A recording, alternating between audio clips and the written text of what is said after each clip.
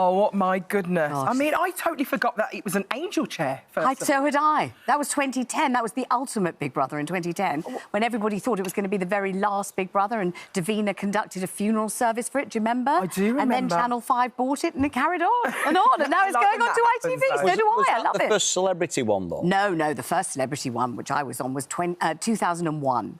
And that was the one with Chris Eubank and Jack D. Jack D won it, and Anthea was on it. Anthea Turner, Claire Sweeney, Keith Duffy from Boyzone. That's Jack D climbed out, didn't he? I remember it now. He if you believe that, if you believe that. Oh, is it a little bit? Well, I don't know. He did come back with his cheeks. Do you remember? With camouflage with mud, and actually the whole place was concrete. There was no mud anyway, so nobody quite knew, even inside the house, what was really happening then. It was very mysterious because it was the first ever celebrity Big Brother and the first ever celebrity anything. You hadn't seen any celebs on a reality show ever before, and none of us knew what to expect. Vanessa, had you even watched Big Brother before you went into Celebrity Big Brother? There had been one real Big Brother, the one with Nasty Nick, obviously, the one which Craig won. And massive. Most people came to it sort of halfway through. When Nasty Nick started being nasty, it was like, oh, my God, have you heard about this show? Oh, my God. So I had seen that, but there had never been a Celebrity Big Brother or Celebrity anything. And we didn't get paid. It was for comic relief. Oh, and it was only a week long, and it was half shown on the BBC and half on Channel 4. And when we went in, none of us knew if anybody would even bother watching it. We didn't know what we were doing. So was you quite bored in there? What was the vibe? I wasn't bored at all. It all was just like the biggest kind of psychological mind game I'd ever been in my life. A huge door clanged shut behind us. There were dogs. There was barbed wire. It was really kind of a horrible, scary feeling. I saw my children receding over a bridge. They looked sort of much thinner and much paler than they had 4 hours earlier when I'd seen them that morning. It all seemed very, very dramatic. And then the very first night when we had to nominate, and Chris Eubank and Anthea Turner were nominated for eviction. And when Anthea was evicted, she burst into tears.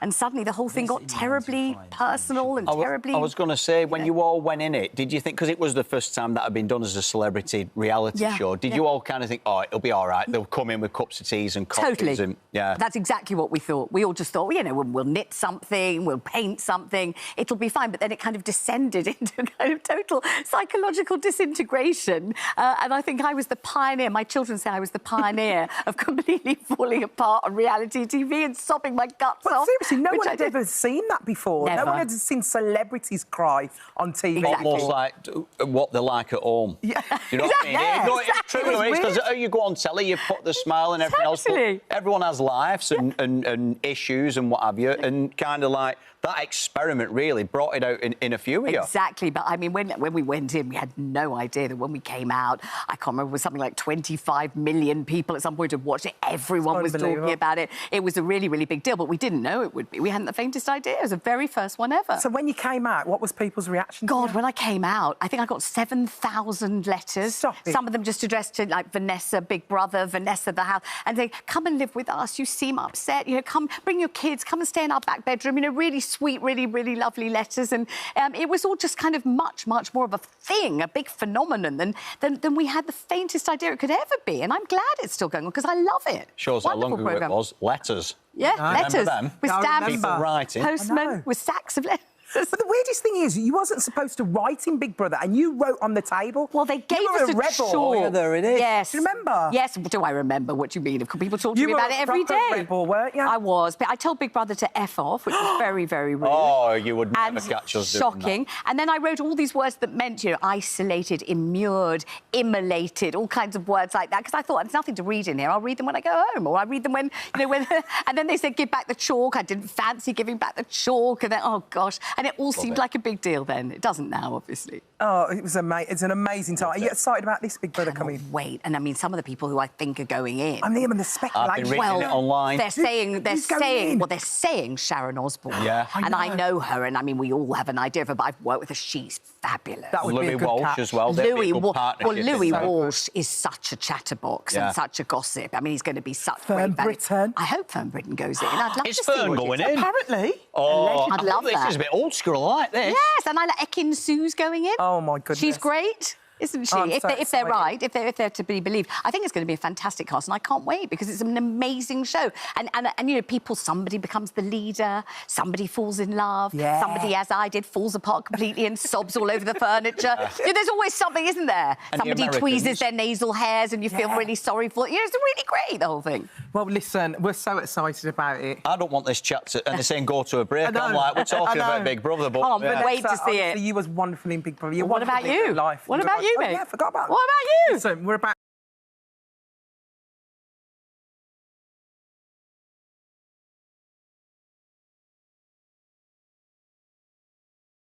Now, it was over 25 years ago when the royal family first hit our screens, quickly becoming one of the nation's favourite comedies. And Ricky Tomlinson, who of course played Jim Royal, is now starring in a musical comedy on stage called Irish Annies, and he's here to tell us all about it this morning. Good morning, lovely to see you. So And you good too. to It's see nice you. to see both of you. I was really unaware that you were a theatre actor as well. 'Cause, of No, course, I'm not. I think I'm not. I'm just a bluff merchant. Not I'm true. a bluff merchant. If there's a job going and there's a few quid, I'm going. I'm going to do it. I got into the acting when I was about 45. I come out of prison because I was like a political prisoner. And people don't know this. I think I'm the last political prisoner to be released in this country. OK. And then we got pardoned off this government after 47 years because it was a set-up. The whole thing was a set-up. And I just got into the acting game, and I've been so lucky. I said to a certain fellow in the Groucho Club, "Are you, it was Robert De Niro." No. Right. And I was going to say to him, "Are you in show business?" And you had no idea? No, I didn't. He's smaller than me. I'm only 5'8.5". Yes. And he was smaller than me. I had a little goatee and a pony. And then I've done a full movie with Samuel Jackson. It was wonderful. Yeah. And I've done 2 movies with the world's #1 director, Ken Loach. Right. Forget Spielberg, Yeah. forget them all. Ken Loach is the man. Because they'll be talking about his movies in another 25 years. Wow. And I've been lucky, lad. Worked with Roland Joffe, who gave me my break. Because I bluffed me way in, and I walked out of his audition. I said, "Stick your film." No. Did you really? Yeah. And because I'd not long been out of prison, Yeah. and I'd sent away for the audition, I couldn't put my own name down. So I'd put a phony name, done the audition with him, and walked out of and he's shouting, I'm going down in the lift in LWT. Yeah. And he's shouting, "I know who you are," and I'm going, "Get stuffed." Love it. Love it. He got in touch with me, and he said to me in the interview, "What do you do?" And I said, "I'm a City and Guilds plasterer. Done a bit of technical drawing, I've done this, I've done that, I've done the other." And funny enough, when I had to go back up because my little van was outside. I had no money, petrol. So I had to go back up. I dismissed myself, went back up. Anyway, they gave me some expenses to get home. I got a phone call the next day saying he wants you to come and do a workshop. So I phoned my mate and I said, "Come with me. This Roland Joffe wants me to build him a workshop." Oh, So stop. I went along, and we went to this. It was like a 10-storey building. And when I went in, there was Margie Clark, Frankie Clark, Alexander Pegg, Chris Bernard, all actors. I said, "What are you doing here?" They said, "We're doing a workshop. What are you doing?" And I went, "Oh, I've come to do a workshop. I've come to Build a workshop. Oh, fantastic. That is so And that brilliant. was it. We had the audition out of all the people there. Roland Joffe said to me, "If I give you a little part in this movie, you won't let me down." I said, "I won't let you down." Wow. And it got rave reviews. And to be thrown in there at the deep end with Colin Welland, Rosemary Martin, Anthony Thingy, and Bill Patterson, it was amazing. It just goes to show you natural talent, doesn't it? Yeah. Like, you can learn and you can go. But it's a lot of luck as well, and people there. Like the Yeah, girl but you who played create your my own wife luck. was a girl called Val McLean. She's from Newcastle. She's the sister of Jimmy Nail. OK. And she nursed me because she was a proper actress. So how did you get the job in Brookside then? Well, this is amazing. When the film I'd done for Roland was called United Kingdom. Yeah. And Brookside was just coming into being as that was getting its first screen in United Kingdom. And Jimmy McGovern, Andy Lynch, and all the lads, they were all writing storylines. And Andy Lynch is watching the play, and I'm playing a bit of a rabble-rouser in it. And he just picked the phone up and phoned Phil Redmond and said, "Just found Bobby Grant." That was it. Oh, wow. So Fast forward. Fast forward to now, Yeah. and tell us all about Irish Annies, because as you said at the start of the chat, when I think of you and I think of your name, I don't necessarily think theatre, but this is so exciting. Well, it is for me, because I've done no theatre. That's why. But you're in for a penny, in for a pound. The lad who wrote it, it's here with me today. His name's Asa Murphy, and he's from a Liverpool Irish family. Yeah. And when him and his brothers, I don't know how many of them there is, when they walk in a room, you know they're from Ireland. They're huge, and they're... But he's got the best voice you've ever heard. Wow. He's the best swing singer around. I'm serious. And he said, I've wrote this little play. He said, it's about an Irish pub, because it's like his parents were from Ireland. Mm-hmm. They were born in Ireland. And it's just about an Irish pub. People come in, they give a song, he sings.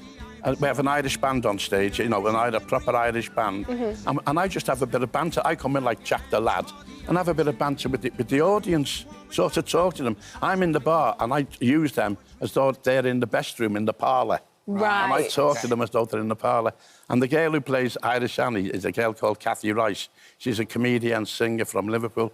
And we just have a ball. But for me, and I'm being genuine here now, the best part of the night for me is when the show's over and I go out front of house and we say to people, bring your phones for selfies, and I take loads of photographs, loads of caricatures. I can't give them all my photograph because they've got my catchphrase. So anyone with children doesn't want to take one of them. So they get a caricature. And we must spend an hour and a half and 2 hours after the show. Oh, that's incredible. And it's lovely, it goes with the job, you know. Mm-hmm. I mean, you've had such an amazing career, so many varied jobs. The royal family, of course, is something that we all love. That's a legacy right there, absolutely. isn't it? Will we see more and more of that? Well, there is a documentary coming. Seeing the other man. Sorry. There's a documentary coming on with the 4 of us who are still alive and the 4 members of the cast who died. Mm-hmm. And we're talking about them for, like Twiggy, when we done Mambo number 5. Yeah. And he's going that much at it, he's going mad. His trousers fell off. I remember this. He didn't fall classic, down. isn't it? They fell off. Yeah. Honestly.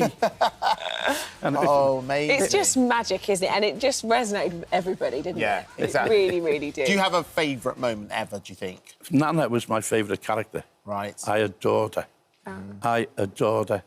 And she had the scene where she was getting a cataract removed by a surgeon, I don't know, his name was Mr. Hawkins or something. And she had to say this line.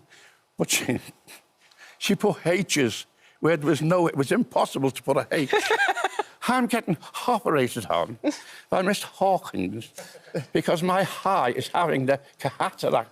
And Caroline said, no, that doesn't work. So she went away and she come back and she gave Liz the new script and she said, I'm getting my eye operated on tomorrow by Mr. Hawkins. He's going to take the cataract out of that eye and he's going to take the cataract out of that eye, but he's going to leave the twinkle in. Oh, we were all made. What a line. Just Caroline she was a genius. But we had so much fun on the set, that we used to lose a lot of time through corpsing. You know, if anyone doesn't know what corpsing is, it means you can't say your line for laughing. Yeah. Well, Dave, you're having that, David. He had to go off the set. Caroline made him go and stand in the naughty corner. Oh, brilliant. 14 takes to say one word. Long days. Me and Ralph Little, as soon as he went to say his line, we'd go... You knew what time it was. Exactly. Look, Irish Annies is touring. Yeah, we're going length and breadth of the country. We've had wonderful reviews. OK, and it starts on... Well, it continues on March the 11th. Yeah. OK. Can't thank you enough for coming. God bless you, thank you. So lovely to see you. Thank you, kid.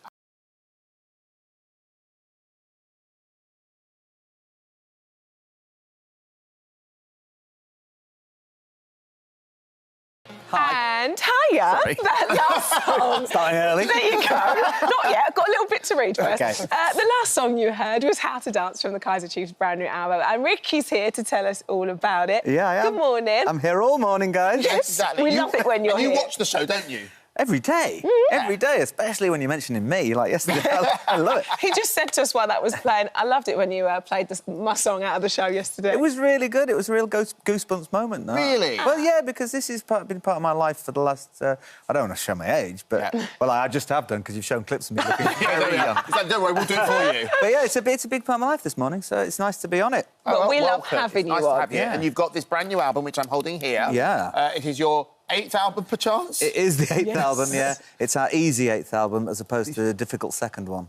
Right. Okay. We thought it must get easier by the 8th. And has it? It doesn't, no. Oh, obviously, it's a record, obviously. People still make records. It's a big CD, Andy. How many times did you go to CD pressing plants during That's true.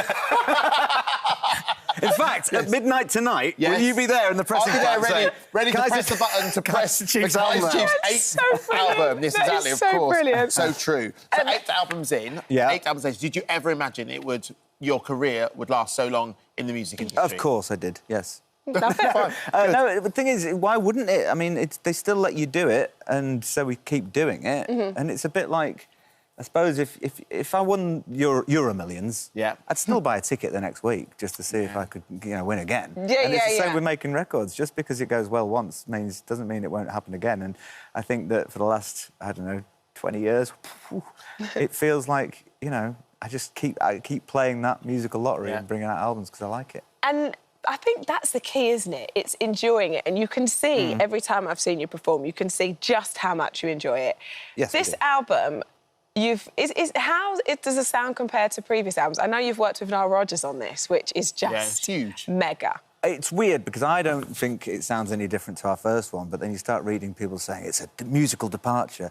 But I suppose over 20 years, things just shift naturally. Yeah. You know, like tectonic plates do. So you change with the times and you just think, oh, this is where we are. But other people go, well, it doesn't sound like this. You're damned if you do, damned if you don't. If you bring out a record that sounds exactly like your first one, people go, oh, why are you doing that? Yeah. If you bring one that's totally different, people don't like that either. And someone's ringing me now, telling me I'm on TV. Really? Why do people always do Is your that? phone buzzing? Who's ringing you? It could be a grade A celebrity. Here we go. It could just be somebody at the supermarket. Who's It's my mortgage advisor. There we go.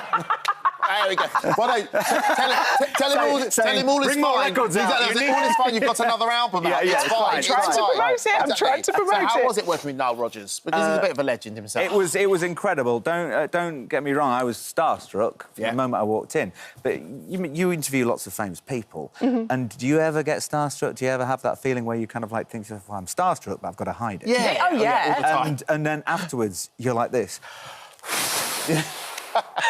Was that okay? Was that okay? Was that okay? So I was with him in the studio for 15 hours a day. But at the end of every day, I was exhausted. Really? Because he's got stories, and I haven't got as many stories as he has. Yeah. I asked him. It was a great time. And they're stories you want to hear. Nigel Rodgers is telling you a story.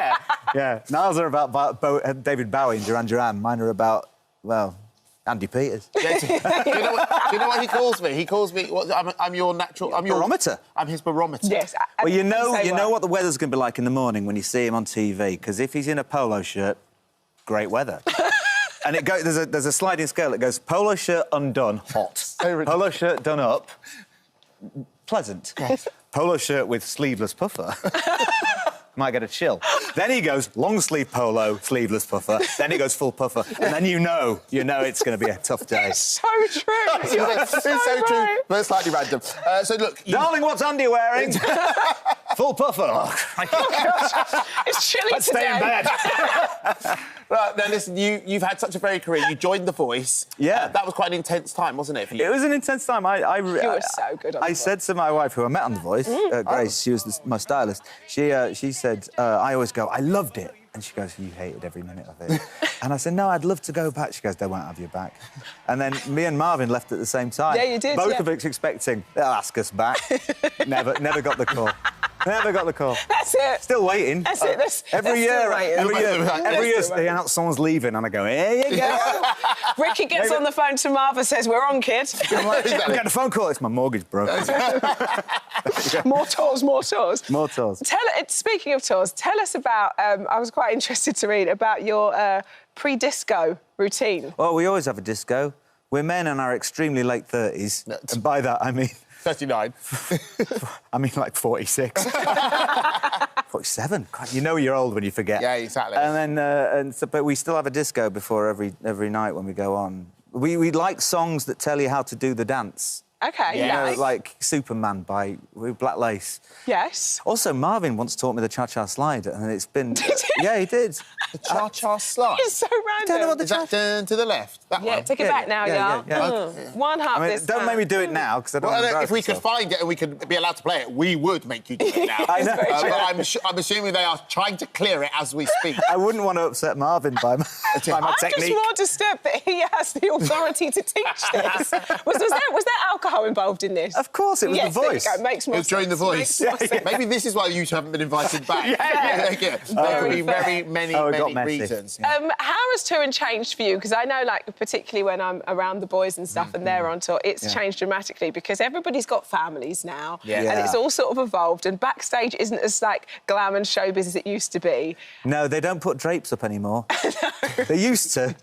There was drapes, but now there's no drapes. OK. Because we found out how much drapes cost. There we go. The older you get, the more you cut back on things like that. You're going, why have we got 2 bags of Haribo? We don't need Tangfastics and the Star Mix. Exactly, yeah, oh, my goodness. It's totally different now. When I was younger, I used to get so excited about going on tour and then not enjoy it very much.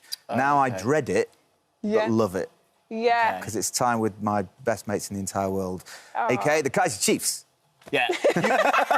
Album out now. Your songs exactly. A lot of your songs are very, they're anthems, all of them. Yeah. Boris Johnson, not a big fan. I don't understand that. You'd think we'd be right up his street. Yeah. He's got a bee in his bonnet about us. Is he? I think we're his go-to band that he doesn't like.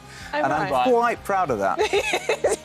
There's a badge of honour. He once called me an epic softie. Really? Yeah, and I don't understand why.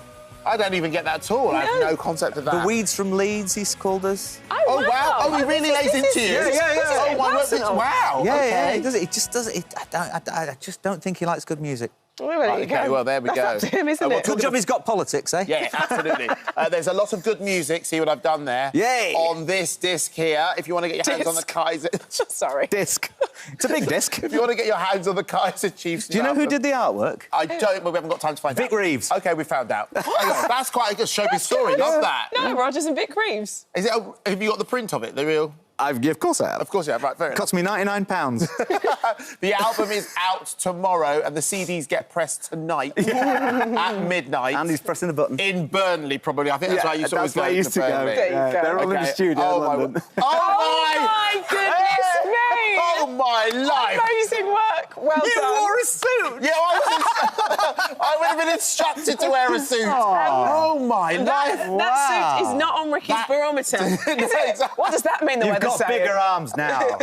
I tell you what, during the breaks, he does press-ups. He does. Oh, my... He's like Hugh Jackman. How did you find that? That's the best picture I've ever seen. Oh, you took my that life. CD business seriously. Do you know what? Starting Liliana Lewis's career is a really big responsibility. She's All got right? you to thank. Yeah, She's got you exactly. to thank. Ricky, thank you so So And the good others. to see you. I can't remember them. Yeah, Shane Ward. Right, thank you so much. Thank you very much for having me. Ricky. Not Thank at all. you. Right.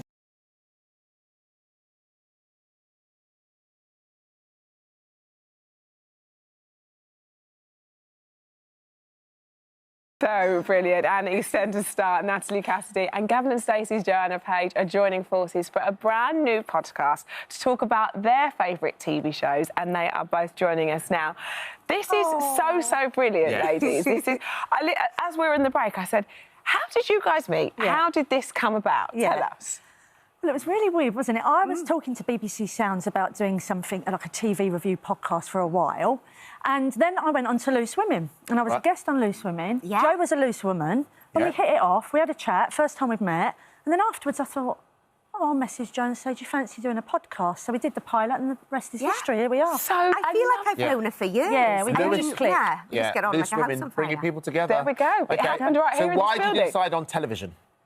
Well, that was just the idea, really, from BBC Sounds. I think they just wanted a, comforting half an hour. I think there's so much on telly now, there's so many channels, so many ways of watching telly. I think people get a little bit worried about what to watch and confused. So it's just easy, half hour to go, right, here's 3 shows that we've been watching. What do you think? Do you want to watch them or not? And also, we all sort of have that thing, don't we, Joanna, where you're like, when something runs out, what do I watch next? I find it unbearable when I've run out of the box set and then I'm kind of like bereft. What do I fill it with now? What's the next one? So it's great because we both kind of like different things. So I can recommend stuff to her, she recommends stuff to me, and then we'll talk about, you know, something that everybody is talking about at the moment. But yeah, it's brilliant. It's a chance for us to do loads of box sets and it's fab.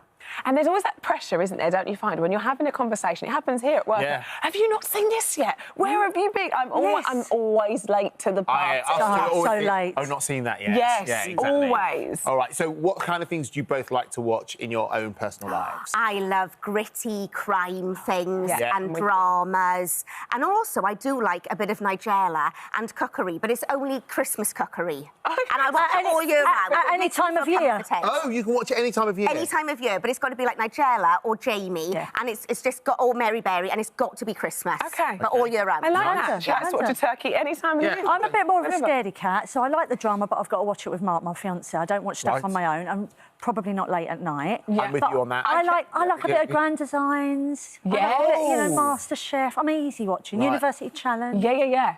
Do you have that thing, the both of you, and you might now have this together because now you're a new partnership, but I get really upset if Marv kind of cheats on me with a box set and he goes, oh, no, I've already done that one. Or, oh, no, I've done, too episodes. Terrible. Oh, so you're the I'm cheater. terrible. Yeah, she's a cheater. It started with me and my husband, and we were watching Dexter, and I was enjoying it so much, and he was so slow, he couldn't, you know, keep up. And so I was on series 4, and he was still on series 1, but I was going back and rewatching the bits with him and lying and pretending that I was still there, until in the end it was too much, and I said, oh, look, I can't. I'm on series 4. It's really good. Just catch up. And then that's when we kind of split. And now, the way that we watch is sort of, I'll settle the kids, and then I'll watch the TV on my phone, and, you know, when I'm settling the children, and then Nat watches it in a completely different way. So you've got that way. Well, me and Mark like to sit down, get the kids to bed and watch something together. Yeah. Right. So it's lovely, you know, everyone watches stuff differently, which is interesting. The only thing is, by that point, it ends up watching me. I'm so tired. I get everyone to bed, but I'm like, and that's why I get cheated on. Because exactly. you have to go ahead because I'm asleep. So what about Gavin and Stacey? Will we get to watch any more Gavin and Stacey? Oh my gosh, I've got no idea. I haven't got any new information or anything at all. But in the podcast, we've decided that we want to do specials. So I think we're going to do a Gavin and Stacey special. Yeah, I want to grill Joe special because I'm such a fan of Gavin and Stacey and sitcoms and comedy. And as actresses, we can then chat about our experiences. We can give insider goss, you know, That's on what we stuff. want to hear. So what's hot or not? What should we be watching? What's the last thing you watch that you think we should all tune in Well, to see? for me, it was One Day. We love we talked about that the other day. Another one that we've not quite done seen yet. it yet. Yeah, I need that. We're watching this week, which I'm absolutely loving, Borders. It's on BBC iPlayer, BBC 3. It's fantastic. Borders, look it up. It's about 5 working-class kids who go to get a scholarship to a boarding school, and it's absolutely sublime. Brilliant. Add that to the list. We must also say quickly, 30 years. 30 years playing Sonia. Can you believe that? Like, that is such a testament to you. I mean, it's amazing, really. I don't think about it often. Oh, my life. Look at you. I know, stop it. I know. Baby face. But it was, you know, it's just amazing to still be there. And, you know, it's just a lovely, lovely place to work, and I'm just very honoured. Amazing. Well, look, we've got more for you to do, have we not, Rochelle? We have. Before you go, shall we put your telly knowledge to the test? Oh, no. Yes, your podcast is called Off the Telly. Well, we've got a little quiz now for everybody. It's called What's on the Telly? Let's play! OK, as you can see, we're just going to get ready for the show. Yes, here we go. Welcome to What's on the Telly. I've just seen what I'm wearing. OK, so no expense spared, as you can see. Welcome to the show. Now, you've both got buzzers, have you not? Yes, Natalie, I've got the whistle. your buzzer? Thank you. Joanna, yours? So neither of them are actually buzzers. One's a podcast, one's a whistle. But it doesn't matter. We've got to watch it round here. We're paying you way too much. There we go. Right, the rules are simple. You're about to go head-to-head in 4 rapid rounds of top telly trivia to see who knows the most about what's on the telly. Are you ready? Very ready. Are you ready? I'm excited. Let's play round 1. It's called TV Firsts. OK, here we go. So, in the first ever episode of Gavin and Stacey, who speaks first? Gavin or Stacey? I say the whistle was first. Stacey. Chemistry strong. Let's see if you're right. Am I right? OK, let's have a... You sound like a ball. Yes, you are. OK, right, here's your next question. This round is called Name That Speedy Theme Tune. OK, stop the theme tune. So, Joanna, what do you think that theme tune is? Emmerdale. Bomb. Yeah. I covered both songs there. Yeah. Just for the record, we now call it Emmerdale. We changed the name. I wanted to cover, but I'm so competitive. I wanted to get both answers, so it was like, yeah. If you did that on the chase, you wouldn't get through. Bradley only ever takes your first answer. Wow, strict, Yeah, Andy okay. Peters. OK, right, ready for round 3. And it's time for a loose TV connection. Behind those doors is a famous celebrity guest with a loose TV connection. Are you ready to find out who it is? Yes. Will you please reveal yourself, our celebrity guest? Oh, my gosh. It's our loose lady, Dame Kelly Holmes. Yes, she Yes. Gorgeous. Now, before we get told off for stealing Kelly from the studio next door. Yes. Kelly, nice to see you. What is your loose TV connection question? OK. In 2004, 10 million British viewers watched me win double gold at the Olympic Games. Show off. Go on, girl. Just two. But which city did the 2000 Olympic Games take place? 2004. 2004 Olympic which, Games. Where were they taking place? Home of the Olympic Games. Home of the Olympic Games. Place of the Home Olympic of the Olympic Games. Natalie. Greece. I need more than that. Athens. You are correct. Thank you very much. Thank you, Kelly. Kelly Holmes returns to Studio 2 There we go. here Love at that. Television Centre, where she will be on Loose Women in a few minutes from now. And she can run there. She'll get there fast. Right. Thank goodness I For got that. one more round. Are you ready? Yes. Let's play Who am I?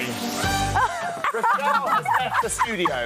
Rochelle will be returning shortly as a well-known TV character. Right. All you have to do is look at Rochelle based on how she's dressed and how she acts and tell us which famous TV character Rochelle is. Oh, she's easy. Right, that was quick. Right, I'm going to go with Natalie. The correct answer. What answer? Dot Cotton. Yeah, that is the right answer. So, there we go. Let's look at the scores on the doors. And thank the Lord the quiz is over. The scores are 2-2, which means it's a tie.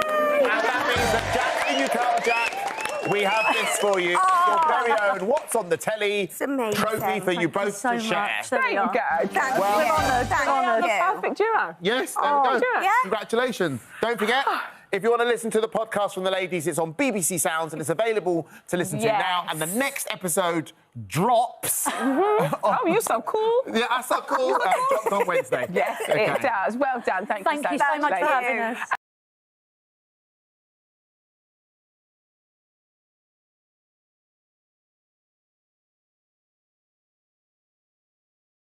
Now, it's been 40 years since the iconic TV drama Dempsey and Makepeace was first released, which ultimately led to the stars of the show finding love both on and off screen. Oh, I love a good romantic story. We're catching up with the real-life couple Michael Brandon and Glynis Barber in just a moment. But first, let's take a look back at their classic cop series.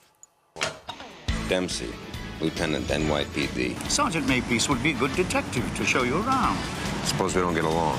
I think you'll get along. This may come as a shock to you, but I'm really not interested. In New York, they think he's hot stuff. Who knows? You might even make a team.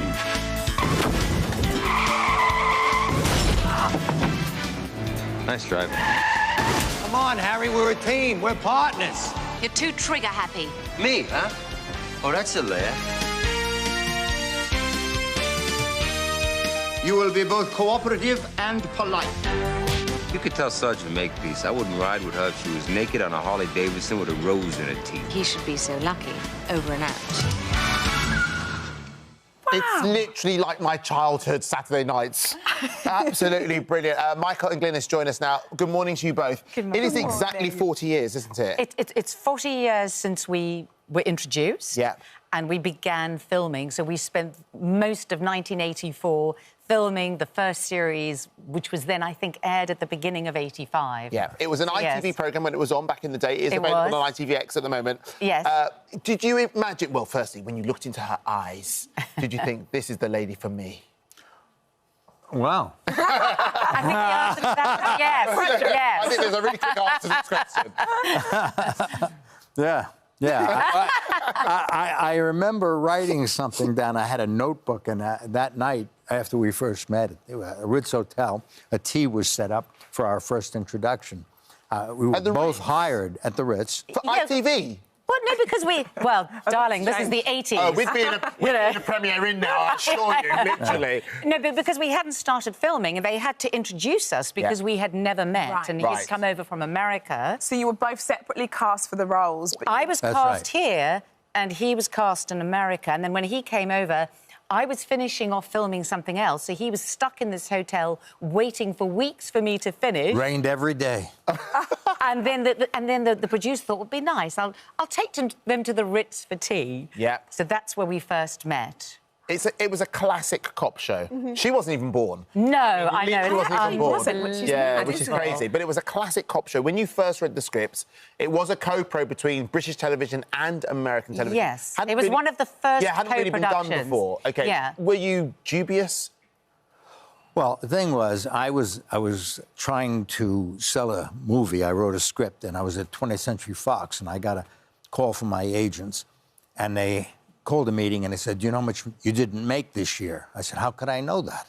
They said, we do. They opened up a file. You didn't do this, you didn't do that. I said, they're all television series. Yeah. I don't want to do a television series. They said, well, it's the wave of the future. Yeah. It's no longer taboo TV, you know? So I got a bunch of scripts. I was reading in my office. The one I liked was on funny paper, A4. Oh, my God. You know, and I said, I like that one. That was a mistake. We shouldn't have sent that to you.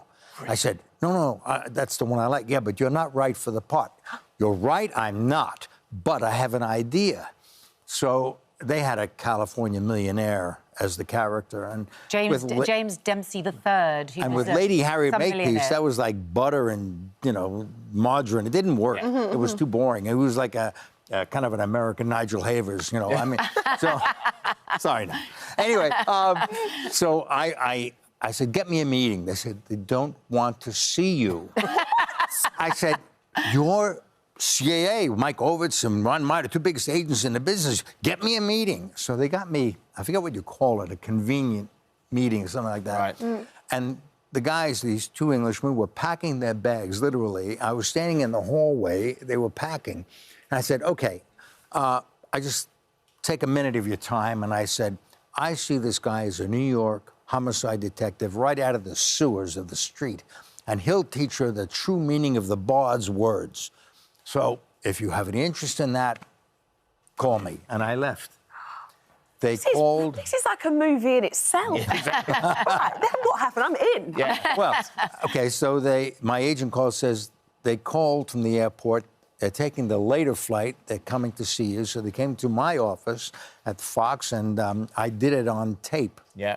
A minute or two of what I was thinking about as Dempsey. You know, life is hard, then you die. Yes. And seems to be the theme in today's show.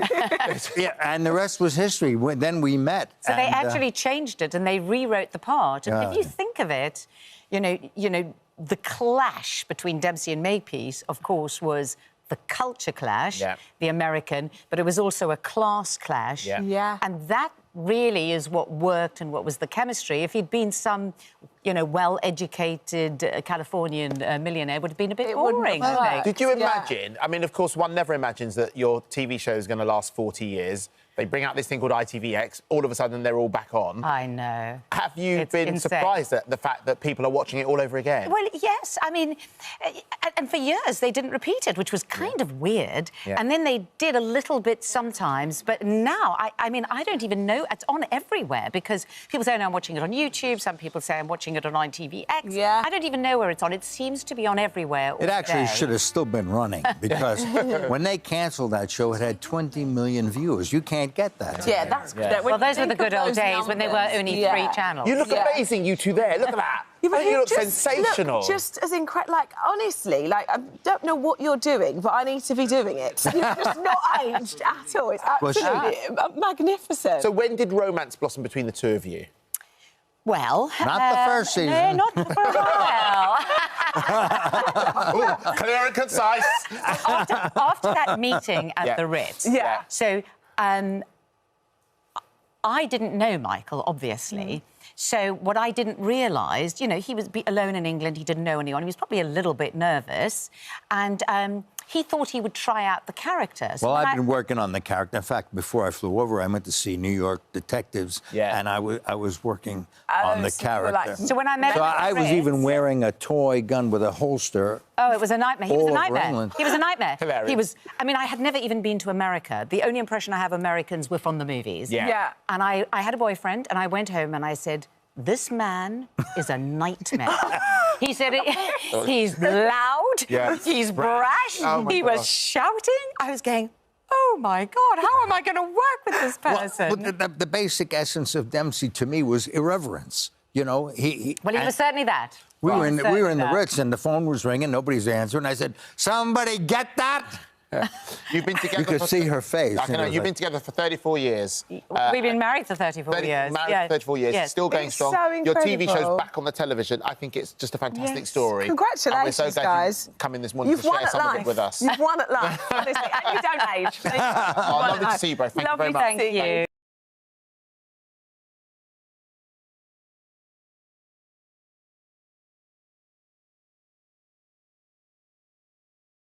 Oh, gosh, I just broke my heart. Oh, no, that's a little bit... Wow. Well, Weatherfield High's bully Mason Radcliffe has certainly left a lasting impact, and today we're joined by Luca Toolan, who plays Mason, to delve into the unfolding drama. We must say it's so interesting chatting with you through the break. Yeah. You are so lovely. I know. And seeing that is just, it's so... I know. I know, I'm lovely. It's so hard to watch, and you must have to really... of course, step outside of yourself to play a character like that. Where do you think... I know the sort of classic, when you look into a bully, the behaviour normally stems from somewhere else, a problem in their own life. Where do you think Mason's behaviour sort of traits stem from? I think it has to come from family. I think... my personal belief is nobody starts off evil. I think, you know, if you track back every single, you know, person to when they were a kid, I think everyone's nice, and I think they sort of get moulded into this animal that he is today because he doesn't have an outlet to express his feelings. He's got a horrible upbringing, you know. Yeah. Is this your first acting job? It is. Yes. So to have to play a role, I'm sorry, just watching what your character googled has just really upset me. Because nobody should ever be in that position. In fact, I'm going to say you worked with the NSPCC, didn't you, quite closely to make sure you were portraying it right and saying and doing the right things. Did that really help you? Yes, massively, massively, because it's a really serious storyline, and I think it's affected a lot of people, and you have to get that right. Luckily, they gave us like copious amounts of information that, you know, really helps me get into the psyche of the bully to understand how this plays out in real life situations. And for your first role, I can imagine there's a responsibility with this, isn't there, to carry it out in the right way. That's quite... Like, you're thrown in the deep end. Oh, I was. I mean, for a first job, this is hard. Oh, I was. First day on set, I was absolutely... Like, I was shaking like a... Really? Yeah, well yeah. Done. You know what I was going to say. I was shaking just anything he's going to say. I was... Yeah. We're not going to swear on that. I can only imagine. But you got through it. Yes. And that, as a first job, it's going to do the world of good to show what your breadth as an actor. Yeah. Are you able to look at it and go, my work is good, I'm doing it right? Yeah. Do you look at it... Can you watch yourself back? Because some actors can't even watch themselves. I can watch myself back. I don't like to, not for the reasons you'd expect, like the self-conscious actor. It's because I usually watch it with my family or my grandma, and they're looking at me like midway through, they're like, who is this? Are you capable of this? Yeah, are you capable? Am I sitting next to an animal? Yeah. Because it is. At the end of the day, it's me on that screen doing those horrible things. So. Of course. Her little baby when she's watching you act like that. I can imagine. Well, the story is continuing to evolve. We've actually got a little clip of next Monday's episode. Let's have a look. What on earth is a knuckleball? So it's a special sort of free kick, right, where you hit the ball a certain way and it moves in the air. He's been trying to do it for years and he's never come close. Wow. This I need to see. Oh. All right, Lee. Oh, you stay away from us, do you hear me? Whoa, calm. Get out. Calm. Get out. Okay. All right. It's all right. It's not going to hurt you, OK? I won't let him near you ever again. You do such a good job of being unlikable. Jeez. It's... You watched that, by the way. You just watched it. Yeah, that's the first time I've seen that scene. OK, what do you think? He's a proper wind-up merchant. He's smug, isn't he? Oh, my Very gosh. smug, yeah. Is that really what I'm like? What? Not you. This is Mason. I don't know who's more nervous. Because I'm nervous you're going to say something. Because it's like your first proper TV interview. I'm like, OK, he's a proper... Oh, no. OK, wind-up merchant. Fine. Yeah. That we can deal with. Wind-up merchant, yeah. Exactly. How important do you think it is to share storylines like this? Because obviously it goes further than the kind of you acting like somebody that's very mean and you're actually very nice. It goes a lot further than that. We know that, as we touched on before, that you worked with the NSPCC. But this has really landed with people, hence why you're sat here today. Yeah. It's really... People, unfortunately, can relate to this storyline. Yeah, I think it is important because, bar from the obvious, raising awareness, I think it's giving people a story that they can relate to. I think it's, Corrie being really clever in that they've modernised the bullying storylines. There's a lot about, recording, social media, and, kids at home are watching it with their parents, and they're saying, well, this is what I've been through, or this is what I've seen someone else go through. And, I think seeing that play out maybe empowers them a bit. Yeah. Because it's like, it's not just me. So I think... Coronation Street never shies away from a storyline that's relevant. Knife crime is about to feature in Coronation Street. Have you started filming those scenes? Can you tell us anything about that? Yeah, so we've done already one knife scene where I pulled out a knife. Obviously, it's going to, unfold even more than that. I think there's just going to be parts where I'm setting people up, and I don't know what I can and can't say, but yeah, it's also a very serious topic. So, Corrie, they've gone in and they've said, we're going to have a crack at this. And it's really moving. And like I said, it would be where you do have that responsibility to cover the story accurately. This sort of doesn't start and stop overnight. This isn't over in a week. Yeah, exactly. It sort of has to evolve for it to be real and to be portrayed in the right way. So I suppose it's going to keep moving for a little while now, isn't it? Yeah. Which is why I think Corrie's the perfect medium for a story like this, And what's your dad think? Because your dad, we had Paul McKenna on earlier, who's a very famous ex-DJ. Yeah. Your dad, Mike Toolan, people in the North will know him very well. Hi, Dad. What does he think of it all? He loves it. Oh, my gosh, I know your dad! Oh, what? Sorry, I didn't know it was that. What, you know? I didn't know that was your dad. Yes, when we were in the group back in the day, we used to do radio tours and we always used to see your dad. Sorry. OK. That took me by surprise. OK. No, exactly. By surprise. It was another stock moment, but he loves it. Yeah, he loves it. He's my number one fan. Oh, brilliant. As he should be. Oh, well, look, thank you so much for taking the time to come in. Are you back on set tomorrow? I'm not, no. I'm going on holiday on Wednesday. So see you later, losers. That's it, the life of a soap star. Having a break from being mean. Yeah, It must be exactly. exhausting. Yeah, all right. There you Well, go. enjoy your holiday. Well done. Thank you. Thanks for coming in today. Thank you for Nice having to me. see you. Excellent.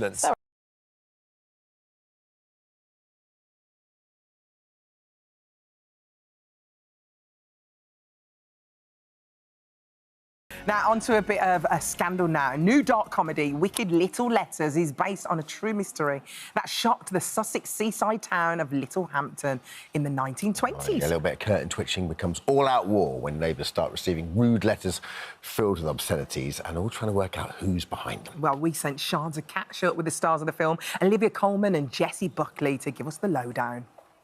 I'm here in London to interview the stars of the new movie Wicked Little Letters. And actually, I brought my very own Wicked Little Lettuce with me. It's good, that, isn't it? It's letters. Oh.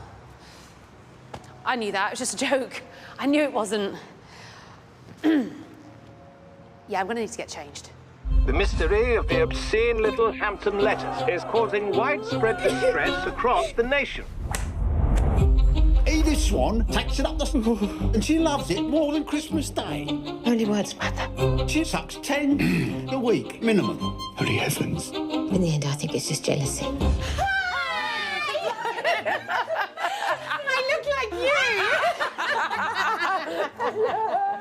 Jessie, Olivia, thank you so much for joining us on this morning. Thank you for having us.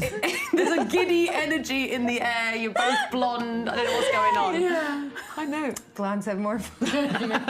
We haven't seen each other for days. Yeah. So, it's exciting to see each other this No, week. you can tell you obviously had so much fun doing that film together. I know you've worked together before. What was it like? And tell me a little bit about the movie for those who haven't seen it yet. True story, set in the 20s, and we get to swear at each other. Yeah.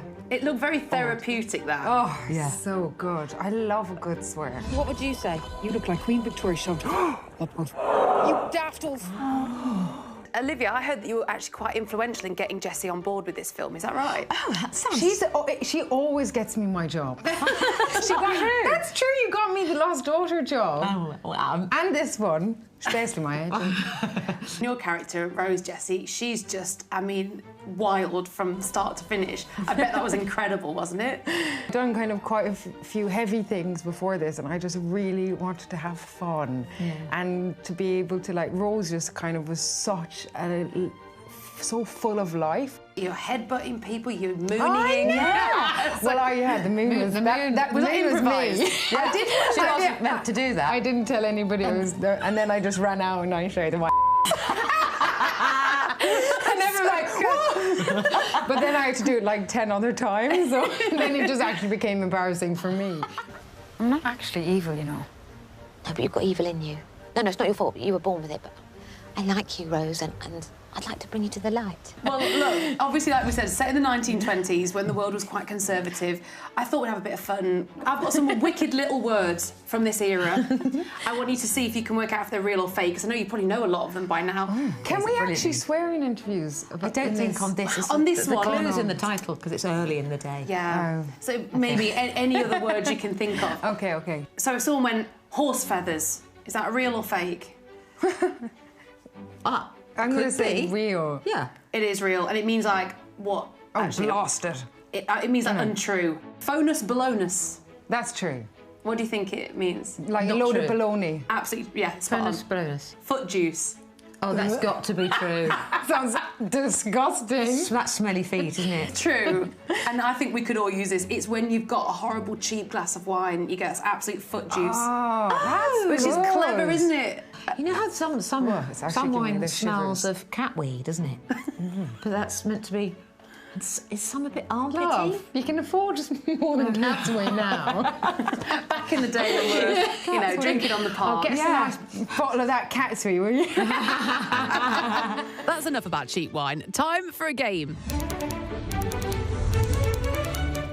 Here's some letters that we've had sent in. This one's from Alison Hammond in Birmingham. There's something so unique She about might say the something work awful. We don't know what's under there. of Olivia Colman. Her performance in Wonka is totally Horse feathers. wonderful. Thank you, Alison. That was a nice one. That's nice. That one's from Ryland Clark, who lives in I Essex. love him. When I first watched Wicked Little Feathers, I was Feathers? blank. Feathers.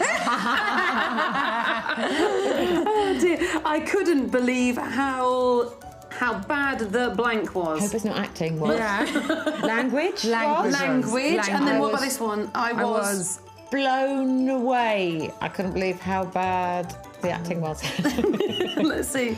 Okay, I was shocked. Yeah, very similar. I couldn't believe how You could have language. Yeah. Very Thank good. God. Thanks, Ryan. Final one, Josie Gibson. Type letters. In Bristol. Oh yeah, this one's more like a, what do you call it, like a ransom note. I think that Jessie Buckley is absolutely blank. Rob. Her accent is so blank. Absolutely amazing. Her accent is so hot. Accent is so that's a longer Irish. So Irish. It's so Irish. Ooh. Wild. So brilliant. It is Brilliant. It's a very friendly, lovely accent. Well, thank you so much. It's so much fun, and I think everyone just needs to go and see the movie and then find a little corner to go and shout a load of swear words in. Yeah. Or if you're too shy, you can scream words into a pillow.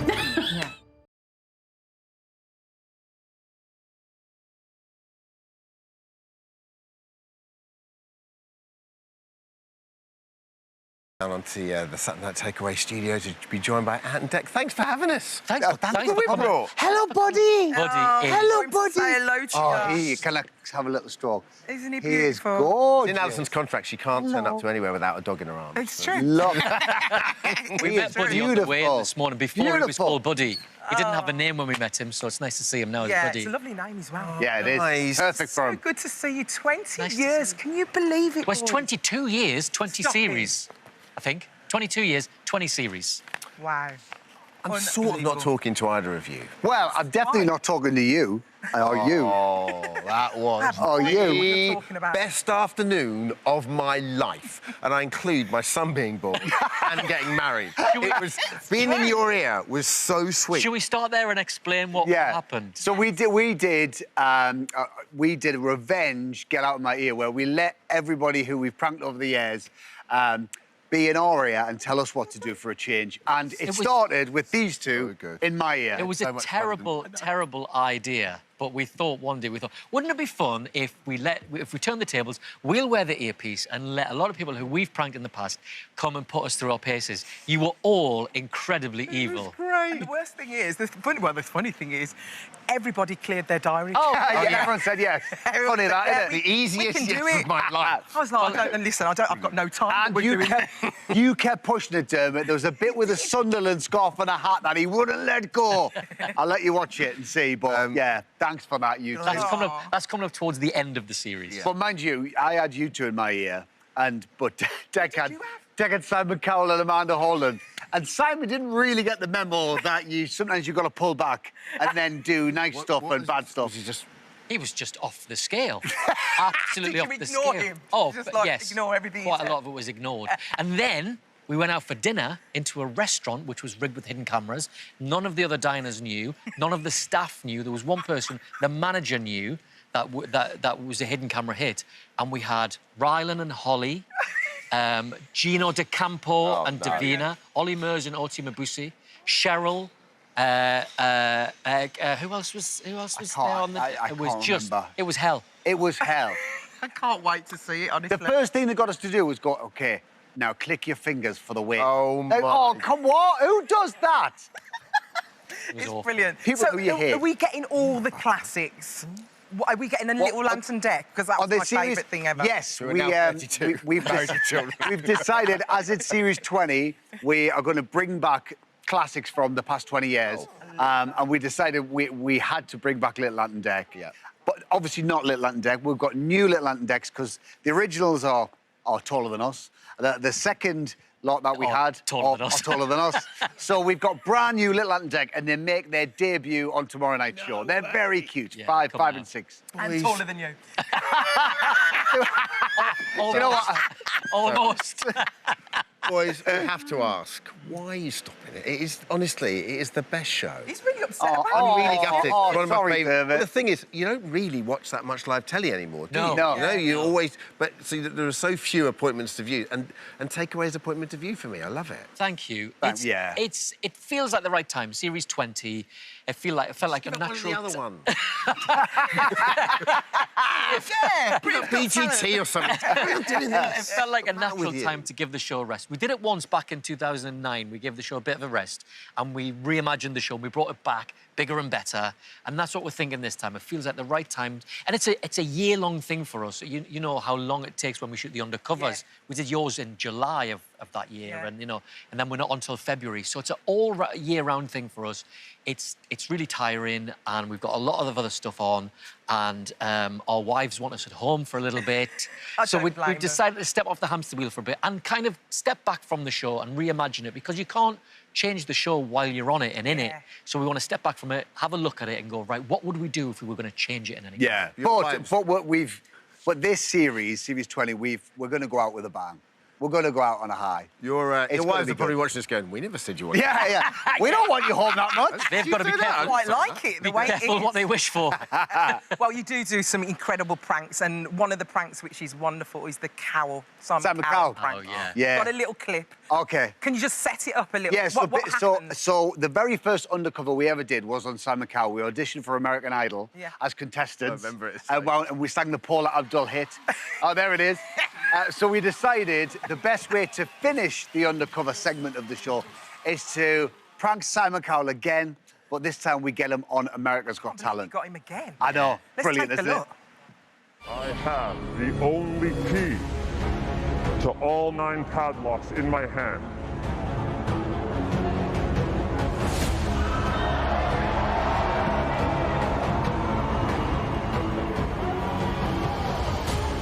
Following him. Anyone? A little technical issue. Give us 1 second. Oh, great. Technical issue. Oh, we wet ourselves up. And we leave him in there. He's in there for about half an hour. Oh, he's in there for ages. And there's a full audience in the studio.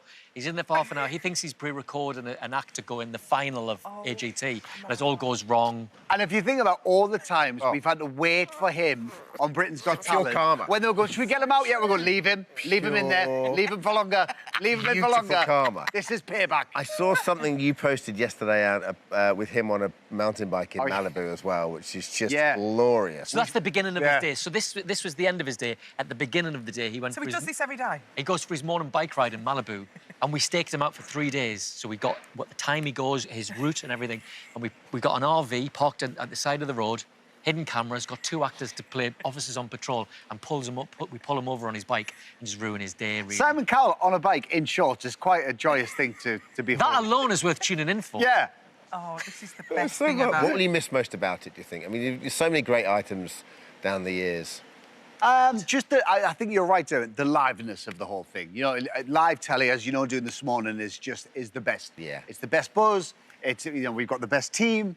And, yeah, the people and the liveliness we'll miss. Yeah. What's been some of the standout moments for you? Because, I mean, taking a plane to Florida, it's always been my favourite. Yeah. Seeing that dance that you did there. Oh, yeah, Florida's always been a nice jolly, I'll be honest with you, the last few years. That lovely moment, though, when you say you got a place on the plane, it's just... Oh, yeah. So The happiest great. minute of the week, I have to say, is something that we've been doing for the last few years. And that is wonderful, to be able to surprise people, give them the trip of a lifetime that they could probably never afford, and take their family is wonderful. It's like a family, though. You got like Fleur, you got Andy Peters. Yes. Yeah. Is our Stephen Mulhern coming back? Mullers is back. Yeah. Unfortunately. You know what, actually, that is a plus thing. Mullers won't be on TV as much, so... Yeah, good point. Stop it. Joking, we love Mullers. Look, he's asleep. We love the Mullers. That's how good this interview's going. Yeah, he's asleep. Well, it's going. So, thank God they're resting the show. Not big in the dog world. And what about the end of the shows? Because they are epic. Yeah, end of the show good ones. shows about. We've got some good ones coming up. Tomorrow night is brilliant. We've got the amazing Becky Hill. Yeah. She's coming to do a medley of a lot of her biggest hits. And we've got an amazing, Ant calls it handography. Handography, yeah. This amazing group called Urban Theory who do all this kind of... You will be missed. Oh, Not much, because you're on telly a lot, but you'll still be missed. It's not over yet. Well done, boys.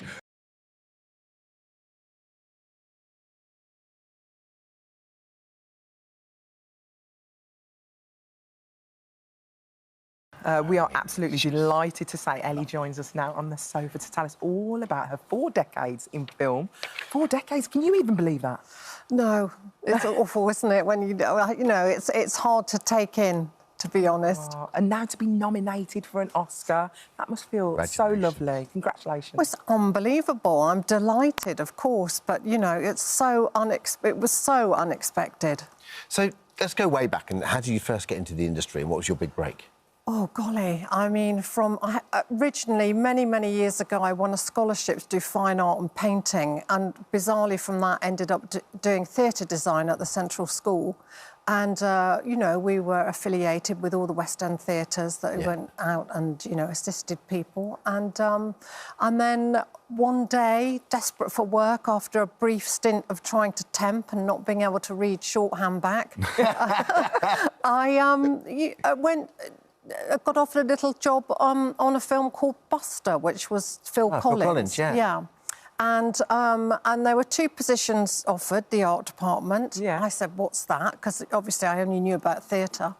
And the production office. So I thought, well, if I go into the production office, I can dip into every department and see how it works and what I'd like to do and eventually, you know, what direction I want to go in. Yeah. So I was, for my sins, a production runner once only. Nearly killed me. Yeah, I bet. It's a hard work, isn't it? People don't realise how hard it is. Well, back in those days, there wasn't such thing as hours. You had to be the first one there with the keys and the last one to leave. Yeah. But what an apprenticeship at the same time. Well, discipline. Yeah. You know. So I was very lucky to have that. And you cut your teeth that way. Yeah. Absolutely. Would you watch films with an eye where you're enjoying the film, or do you watch films and think, oh, I would have done that better? I struggle, in all honesty, to watch any film if I know who has decorated it. And, you know, obviously it's a psychological thing. If I don't know the decorator, I can sit and watch it happily, you know, and enjoy it. But, you know, it's an insecurity, I think. You're constantly second-guessing whether you could have done it like that or successfully pulled it off or not. Yeah. So can you explain what set decoration is? It's within production design, I suppose, is it? We used to be under the production design umbrella. I would very much like it if we were, you know, heavily in that position again. We have been separated slightly in recent years, where it's now 2 departments. You have the art department and set decoration. The art department, obviously, do the structure of the build, or the 4 walls, you know, engineering, installations, the fenestration, windows, doors, all that sort of thing. She's totally judging our set, by the way. Yes. I've given it a once over. Do you like our set? Because we've got some fantastic set designers here. Yes, delightful. Yes, lovely. I mean, you know, I haven't looked behind me yet, but I'll have a quick look on the way out. Have a little look. Yeah. We just saw some pictures of Napoleon, which was so, so lovely. Is it about who you know rather than what you know? No, it's about who you know is only going to employ you if you know. Yes. And you know, I've been blessed to work with people of a certain age and professionalism that really do only employ people they trust to get on with it without being guided, and to stand shoulder to shoulder when things get tricky, and to be able to brainstorm at high speed and troubleshoot. So, you know, you're allowed to get on with your métier without too much interference, because you're there, because they trust you and they trust the longevity of your career and your experience. And that's great, but having said that, most of the people I work with go at extreme high speed. Really? Yes. So they want things hit there and then? Sometimes you have to think on your feet. It's there and then, but you know, it runs like a military operation, and I and other heads of department run their departments like that. We have to, right? Because the time is literally money, isn't it? So you know, you've got a certain amount of shooting schedule you need to do all that by every day and everything. But of course, you know, over your head always is the big grey cloud of the budget, and you are totally responsible for that as the person that's running that particular department. Yeah. But you do get to go to some incredible locations. I mean, when you worked on Gladiators, how was that? What was that like? Well, the first Gladiator, Morocco for me is my paradise. I love on Morocco. Earth. You know, the people are divine, the heat is amazing, it's lovely dry heat. You know, there's great local support there, incredible skilled craftsmen. And it, you know, it is one of my favourite places on earth, I have to say. This is one of your scenes, right? You designed all of it. Sorry, we're seeing now. This is the gosh, Gladiator 1, the training school. Yes, all those cages that you see. Again, we have to work with the animal department about, you know, how far the bars have to be apart. They had to be made of, you know, of solid steel, you know. Are you out there with the wrecking as well before you Yes, yes. You'll be looking at the location and so yes, forth? absolutely. Oh my gosh, it was so long ago now. But yes, and the art department out there was Spanish. So you know, you meet the most amazing people, the most unexpected characters. That, you know, I remember their paint department particularly, astonishingly talented and inventive. Yes, yes, incredible. And you got, is it Gladiator 2 you have as well? I've just done Gladiator 2. Is that for those who are about to die? Is that what it's called? Sorry? For those that are about to die, because that's what they say, don't they? Yes. Yeah. Yes, that's right. Gladiator 2 for me again was in North Africa, where we did the first one. Oh, wait. And it was lovely because it was almost like a roll call of the previous crew members that we had, and I was, you know, very, very nicely welcomed. So. Now, I know we shouldn't be defined by awards and trophies and things like that, but I really want you to win because I feel like you're doing it for the single mums. Oh, God. Yeah, that was... I mean, do you know, I think... I'm not sure that it can be done anymore today. I mean, my daughter and I flopped over the finish line. But I did literally put her under my arm and race for planes and go to foreign locations. Like one, I remember Colombia, we did Love in the Time of Cholera in Cartagena. And her first school was in Cartagena. She was 2.5. Her first language was Latino Spanish, where she was correcting me in my attempts to speak Latino Spanish. And I used to put her in schools all over the world where they didn't speak English at all, and she just had to get on with it. You did, right? You had to. You know, Ellie, best of luck. Yeah, she's really 20 now, really streetwise, very worldly, great with adults, you know, and a survivor. Congratulations. Yes. Well, that's the achievement, Good right? luck. Yeah, I'm very proud of her. She's the apple of my eye. You can watch all the Oscars red carpet action on the Sunday, the 10th of March from 9 on ITVX, and Jonathan Ross joins us for the main event, 10:15 on ITV1. And best of luck. Thank you. We're dressing Ellie as well with goth, aren't we? I don't think you need it, but yeah.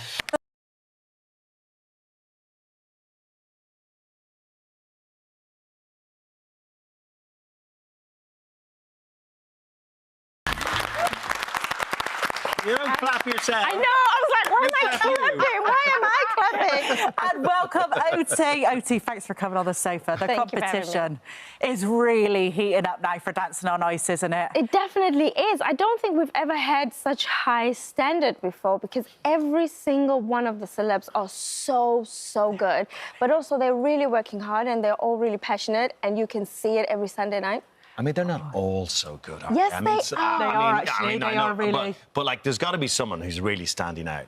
Come on. Oh, you mean standing out? Yeah. There are a few that are standing out, and for individual reasons. Like, for me, someone who I really adore is Adele, and I think she's got an incredible story. She's such a strong woman. She's never danced, never skated before, and every single week she gives us something completely different. We also had Ryan Thomas, who... He's brilliant, isn't he? He's brilliant, isn't he? He fell twice, and then he came back this Sunday with an extraordinary program, and it's just the development that you never know what's going to happen every single Sunday. It's just so unpredictable, but they all deserve to be there. Because it was really, you know, it was very competitive between him and Greg, like Ryan Thomas and Greg Rutherford. Is it? Oh, yeah. Yeah, they're very competitive behind the scenes, yeah. Okay, I didn't know. That's my little scoop when I met her. Anyway. She's got a little gossip. Is that the thing they said you weren't to say to anybody? Sorry, yeah. So Ashley Banjo's off on his tour. Yes, he is. So you've got Johnny filling in. We have Johnny where Johnny is an incredible Olympic winning figure skater, and he came and he did a show, and I think all of us were just gobsmacked, like literally mouths open, astonished. One of the most incredible programs and shows that we've ever seen, and he's just fabulous, you know. It's such a pleasure to be on the panel. My word. Just look at him go. The elegance. I'd love to be able to do that. I know, right? Just to get up, have those strong thighs. Wow. To He's going fast. There is a show you can go on, Josie, to learn how to do that. I'd break my face in we like could this. sort of like... That'd be TV Gold. That'd be TV Gold. We would love it. Babies. Yes, We got babies. How are you finding parenthood, motherhood? Do you know what?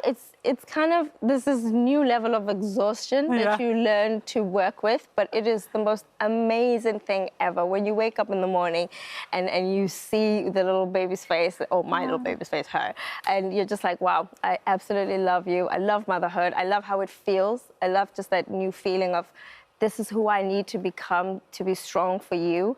And just the gratitude that I feel to be able to actually have a little girl, which is amazing. She come quite early, didn't she? You were in She NICU did. for a long time. Yeah, she was in the NICU for about 6 weeks. She came 2 months early, which was totally unexpected.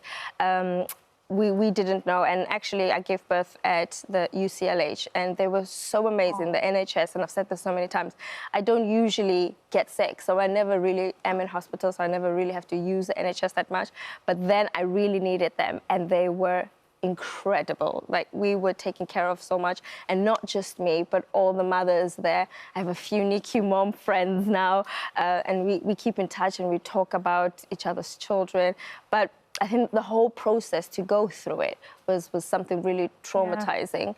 And I didn't really talk about it for a long time. You kept it secret. You're very good at keeping secrets. No, you just don't say anything. It's not a secret. You just don't say anything. I didn't say anything for about 9-10 weeks because I wanted time with her and my husband. We just wanted to be a family with my family. Mutsi came from Germany. My parents came from South Africa. He's so lovely, your husband. Yeah. You're so well suited, aren't you? He's lovely. And we just wanted to be a family and just have fun, enjoy Christmas. And then we were like, okay, fine. Now we're all calm. Everything is okay. We can just talk about it and celebrate her. We find out so much about you every time you come onto the sofa. But one thing we did not know about is your secret, sordid past as a civil engineer. Yeah, you didn't know? She's smart. I studied civil engineering as in South Africa. But I started dancing when I was 4, and then I studied civil engineering. And that's really why, because I'm a part of this incredible team called the T Team. And really, we talk and we raise awareness about this new qualification that's called the T levels. And it's amazing. And for one T level, it's 3 A levels. And we talk to a lot of 16 and 19-year-olds because, you know, sometimes you study something and you don't know what you want to do, where you want to work. And with this, within the 2 years, you actually get 45 days industry placement. And it's so incredible for parents who are like, well, you might want to try this. You might not like it. Feel how it is. Because when I was studying, I studied and then I actually got to work and I didn't like it. I was like, this is not for me. But I learned a few transferable skills from there, like timekeeping, which I never keep. I'm surprised I'm actually on time. I don't know how you do it. I know. I don't know how you do it. Not with a baby as well. I just don't know how you do it. But you do it. That's the thing. You do it, you know. And I would say that is due sort of to my engineering background, where you're able to look at a problem and just find the solutions and be like, how do I fix this? How do I make it work for me, for my husband, for work? How do I just make it all work? It's difficult. Mums just do it. Yeah. Blokes just talk about doing it. I can't believe I've been called a mum on this morning. That's great. Mums just do it. Yeah, You look so proud. You do. Should be. Good to see you. Always a pleasure to see you. Thank you. Yeah. Right. Thank you Great so to much. see you. We'll see you soon. Take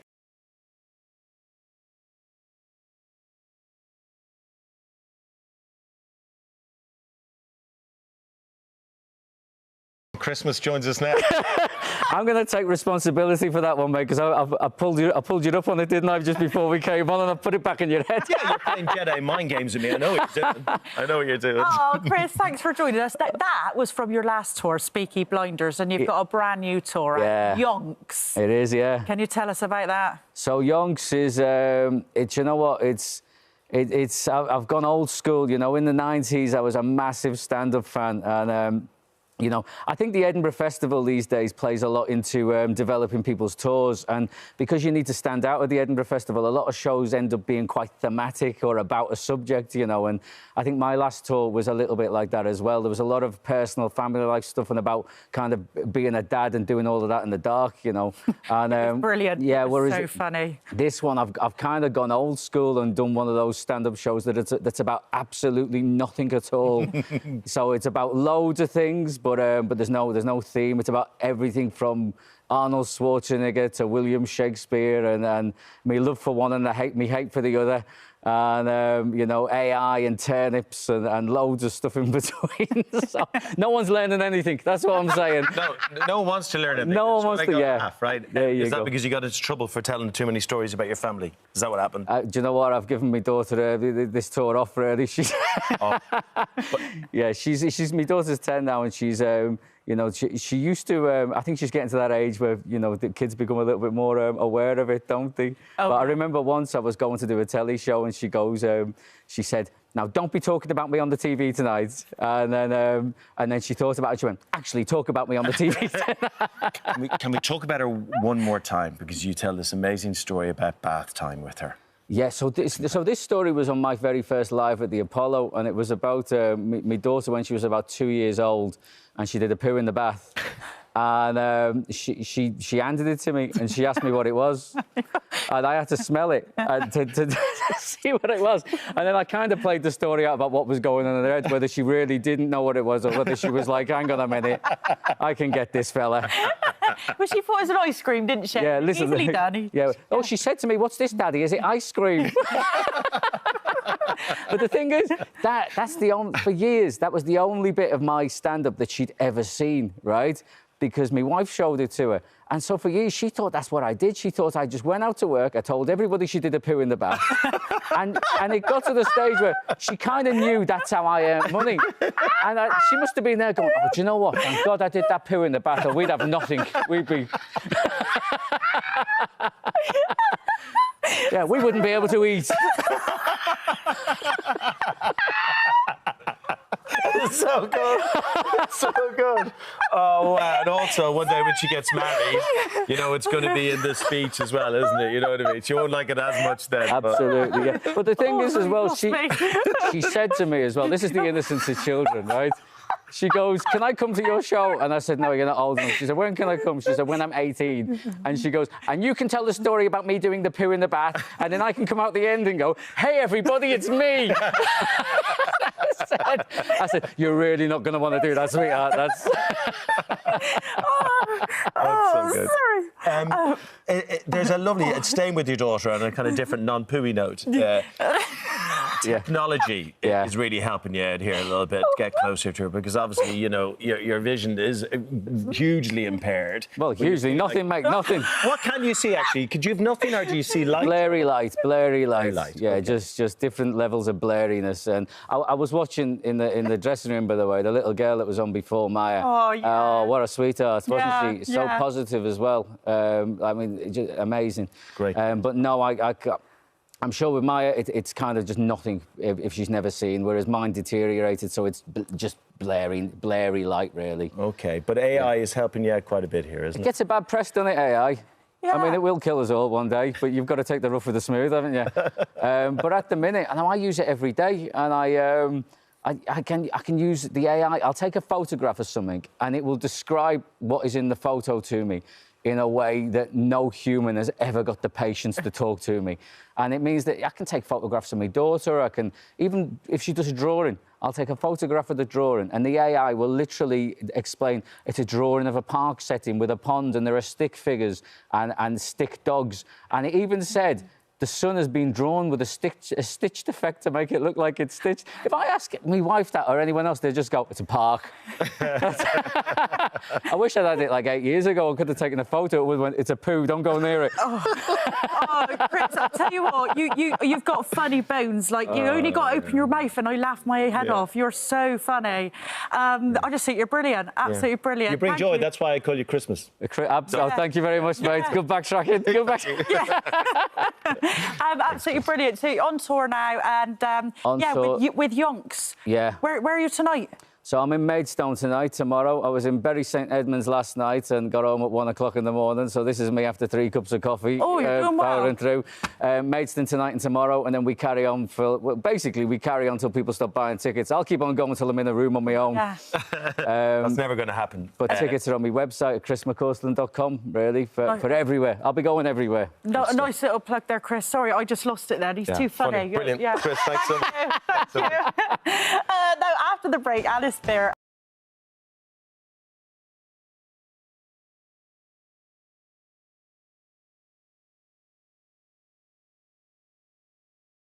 He's having a nice time at Classic FM. I'm enjoying myself. Good with us now. How did this job come about?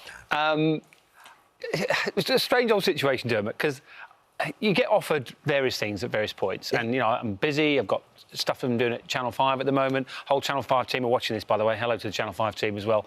They're very excited in the newsroom today. But Classic FM came along and they said, we'd love you to think about doing breakfast. And sometimes a job just feels right. And I thought, that's too big an opportunity to say no to, because I would hate to be in a situation a few years down the line when I'm listening to someone else do it thinking, that would have been amazing to do. So I'm sat here today, very proud to be a Classic FM breakfast presenter. Oh, good. And Dan, I was just saying, you do look very refreshed. Yes. But you're not getting up at 3 o'clock a.m. every morning, are you now? No, exactly. When I used to do BBC Breakfast, you know what it's like. If the alarm goes off at 3, that's far too early. That's like a flight to Spain time, isn't it? Yeah.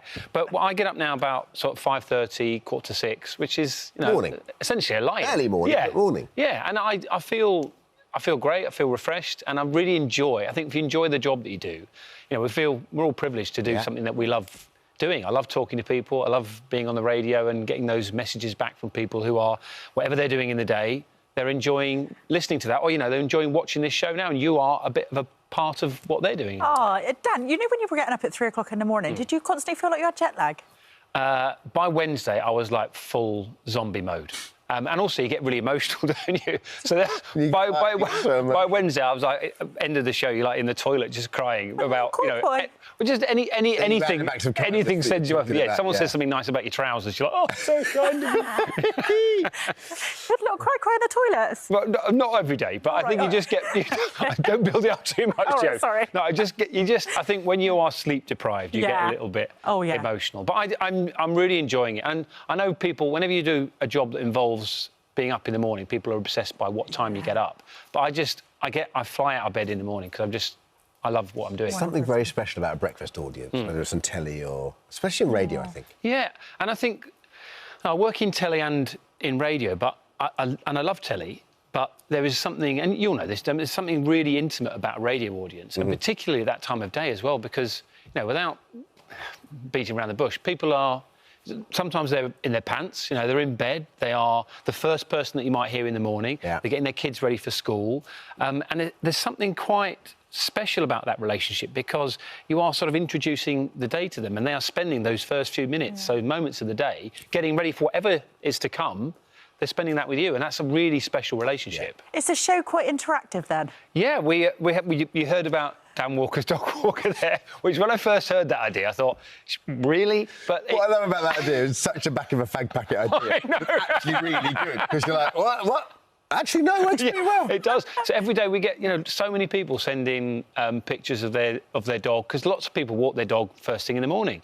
And loads of dogs and humans, thankfully, love Classic FM. So, there's people who are out there walking their dogs, listening to the radio, and every day we shine a little light on a human and their hound, and we call it Dan Walker's Dog Walker. I love it. It's a nice way to get out of bed, classical music, isn't it? But what I like about your show and Classic FM, and Radio 3 does as well, is that there isn't so much snobbery there. It's just you're educating a lot of people, and people are just sort of finding new. That's what I love about radio. You find new stuff on there. Exactly. I think it's really important to say that, Derm, as well, because I think many people have an image of the sort of person who listens to classical music, and I think what Classic FM has done brilliantly is it said it doesn't matter. You might know the difference between Mozart and Beethoven, and you might have a favourite piece of music from Shostakovich.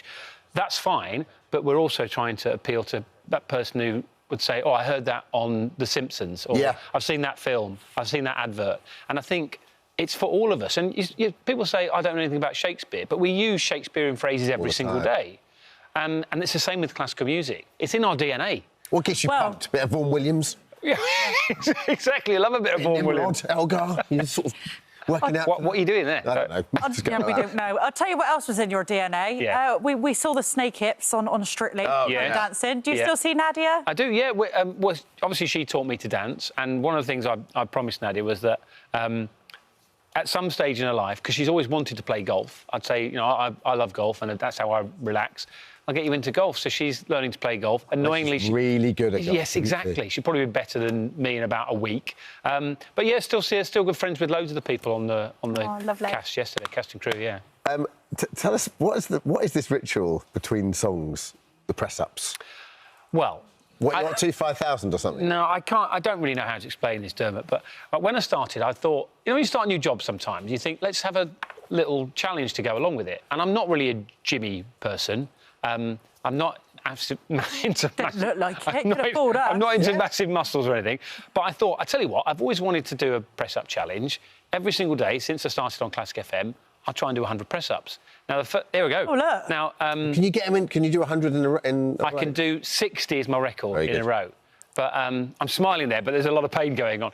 But actually, I've done now 5,200, I think, as of this morning. So when there's a track that's longer than about 8 minutes, I just patch What's out the a few. ideal song, ideal piece of music to do press-ups? Well, we were thinking about this morning. I quite like Jay Unger's A Show Can Farewell. Do you know that one?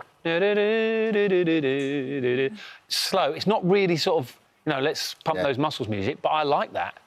Just calm, controlled, and just, you know, with the rhythm of the music. What's the Egg Club all about? Yeah, come on, Dan. That's what we want to know, because I've got into this Egg Club. OK, so a few years ago on social media, it's another one of these stupid ideas, a bit like Dan Walker's dog walker, but it works. I just started judging people's eggs, and they'd send me their pictures of poached eggs, and I'd say, no, that's not an acceptable poached egg. And I started making these silly rules up, and at the peak of its powers, Josie, there were about 400 people sending me egg pictures over the course of a weekend. Even people coming up in the street and saying, this is my poached egg, what do you think? There's only, I think, 20 members of Egg Club. I don't know. You know what it's like, it just develops. It's like the least fun egg out of all of them. People have shouted at... What are you talking about? Well, poached is the king of eggs, Five isn't it? ways you can have an egg. No. So I'd go fried, boiled soft, poached, scrambled. Omelette, scrambled, poached. No, it's poached then scrambled. Surely it's poached egg, top Well, egg. no, fried for me with a little bit of soy sauce. There you go, Dan, that's one for you. Hello. What? Yeah. What did you just... Fried with a little bit of soy sauce. Oh, yeah. Nazi There you Garan, go, a little there you bit of go. that jazz. And Well Dan, done. thank you so much for coming Thanks, on. Dan, lovely. Classic FM Breakfast with Dan Walker is broadcast weekdays from 6:30 a.m. right. to 10 a.m. on Classic FM Josie, Global Player. I know you get up early. Give us half an hour tomorrow. Yeah. We'll get you in the right frame of mind for the day, OK? All right. Yeah. As a promise. All right, Dan. Do you know what? I'll take it. There you go. All right. Thanks. Thanks, Dan. Thank you very much.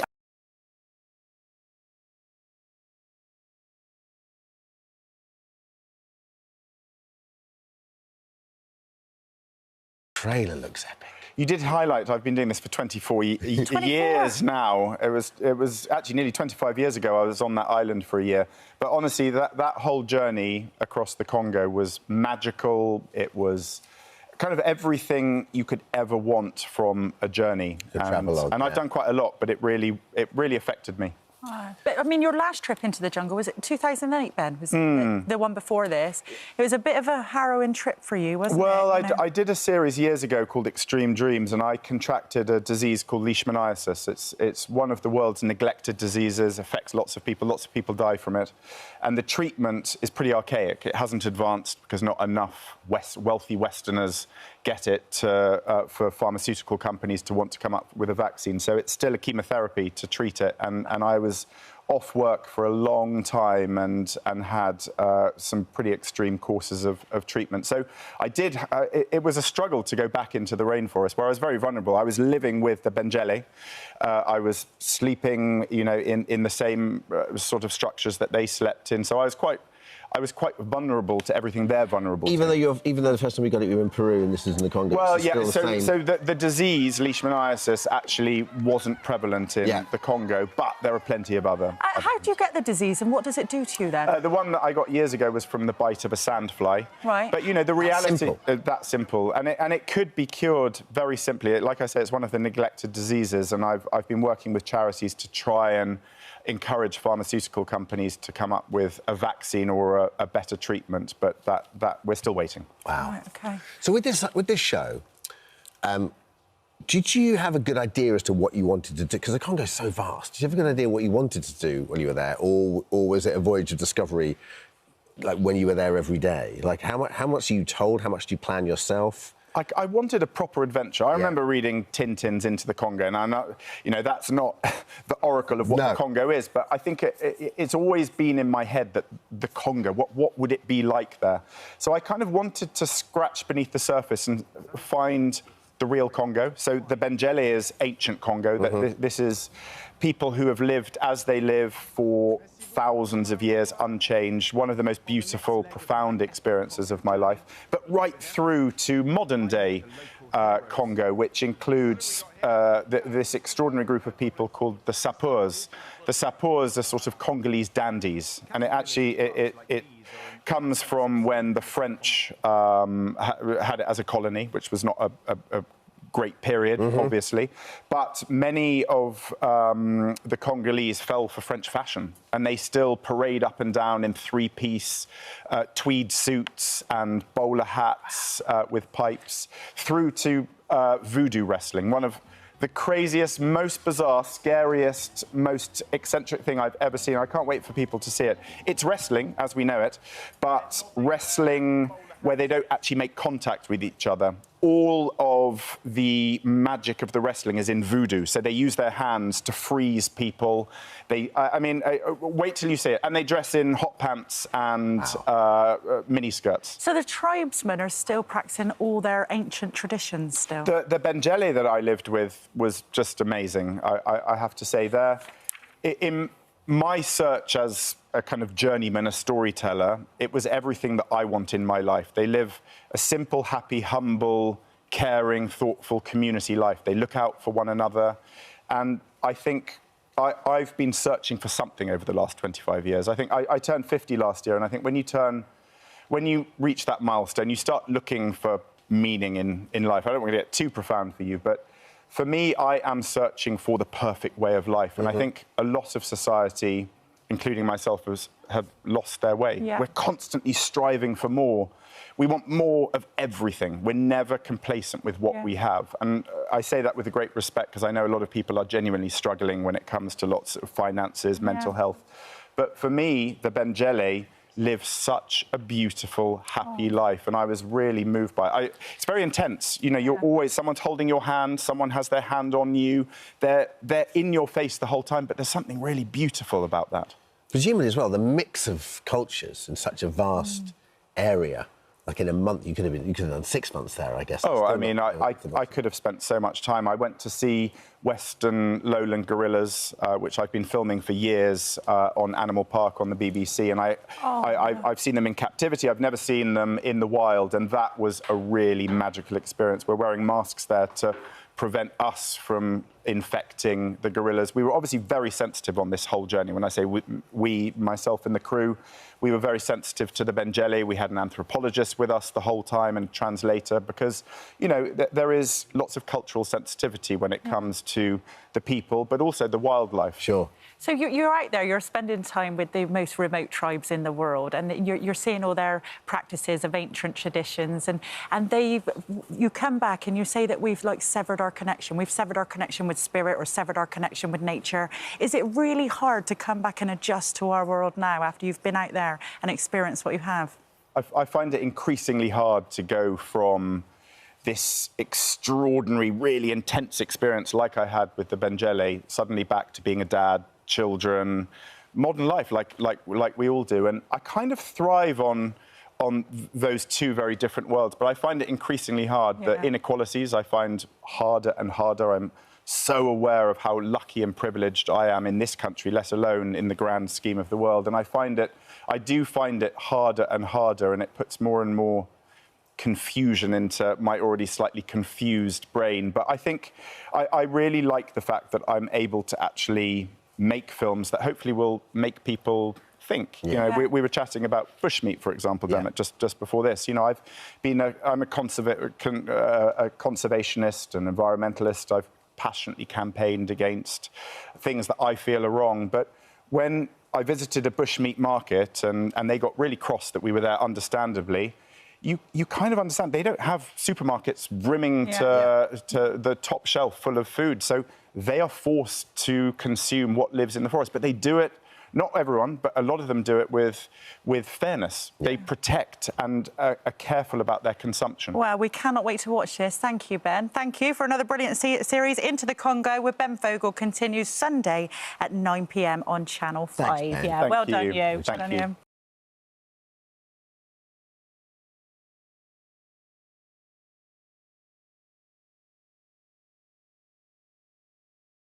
Tracy Ann Oberman has swapped the screen for the stage as she stars in her own adaptation of the famous Shakespeare play, The Merchant of Venice. Now, as the show's West End run continues, Tracy's joined us this morning. Great to have you with us. So lovely to be here. Thank you so much for having me. It was nice to chat a bit of Shakespeare. Oh, absolutely.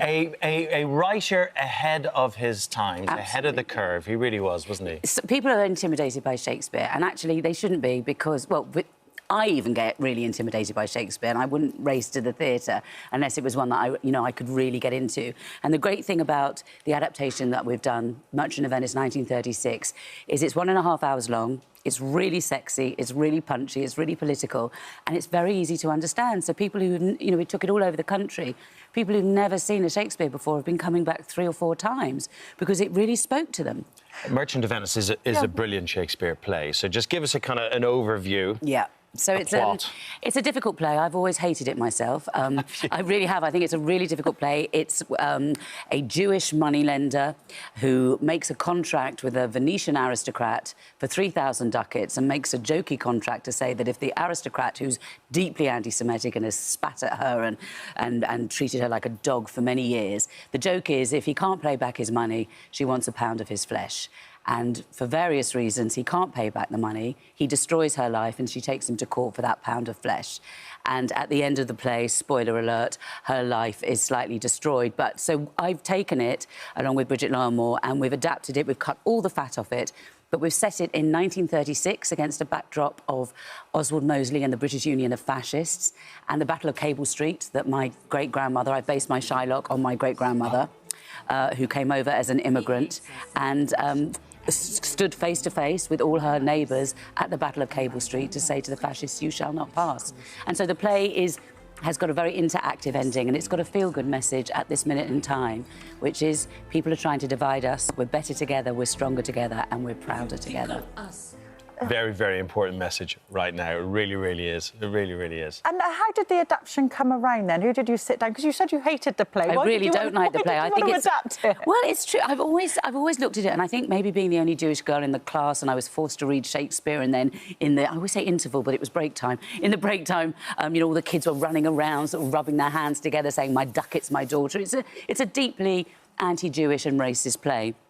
But instead of taking it out of the canon, I wanted to reclaim it, and I wanted people to be able to see it in all its full goriness, but also understand what it was saying. And I wanted to set it in a time that really explains what racism meant. Was the adaptation quite tricky then? Because it is a complicated... It's one of Shakespeare's more complicated plays. It is a complicated play. I mean, lucky audiences. It normally runs at 3 hours and 45 minutes. Ours is 1.5 hours. I can't stress that long enough. But it's done so well. It's really spoken... it started out as a 2-week job that we were doing it at Watford Palace Theatre. It then went up to Manchester. It's just finished a 13-week tour, absolutely sold out around the country. Done you. Went to the Royal Shakespeare Company, sold out, and the audience have propelled it into the West End. So it is like the project of my life.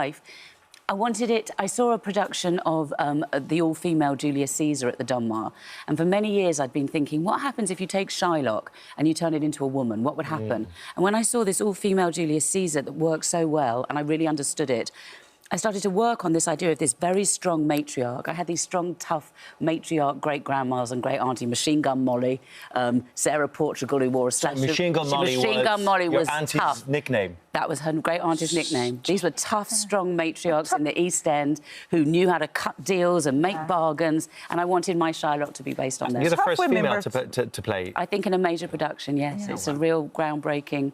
And, the love that the audiences have had for it, I cannot thank you enough. It's, I've taken 1.5 years out of my life, out of television and everything else, to put this production on, and it has really spoken to people. So sorry, Craig, I was just going to say, tough women were made in tough times. Exactly. Have your family, since watching the show, have they opened up about their struggles? Well, I always grew up with it. I come from a Holocaust family background. I always knew about it.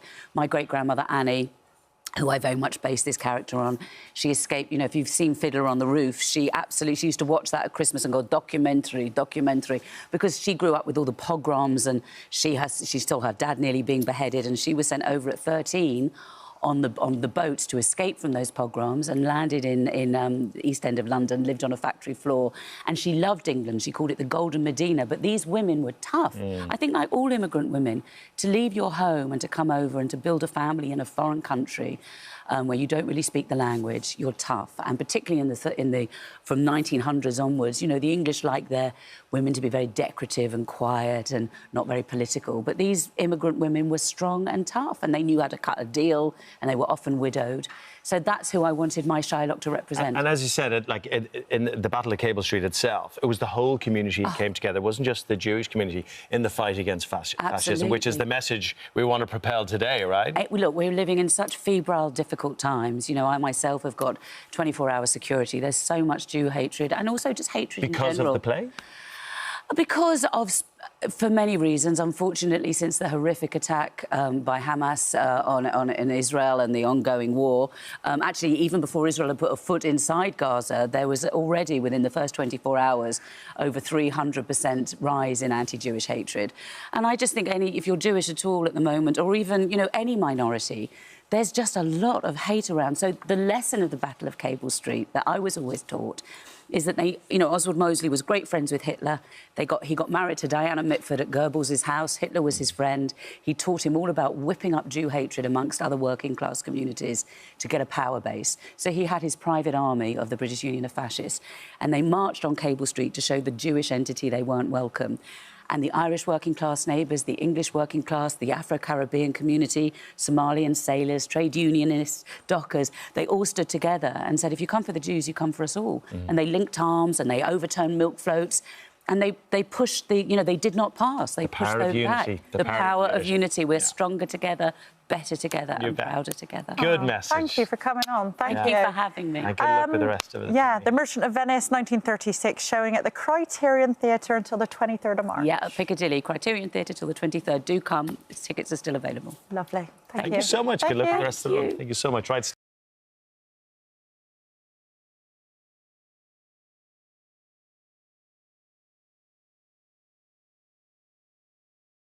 Quiz show Pointless.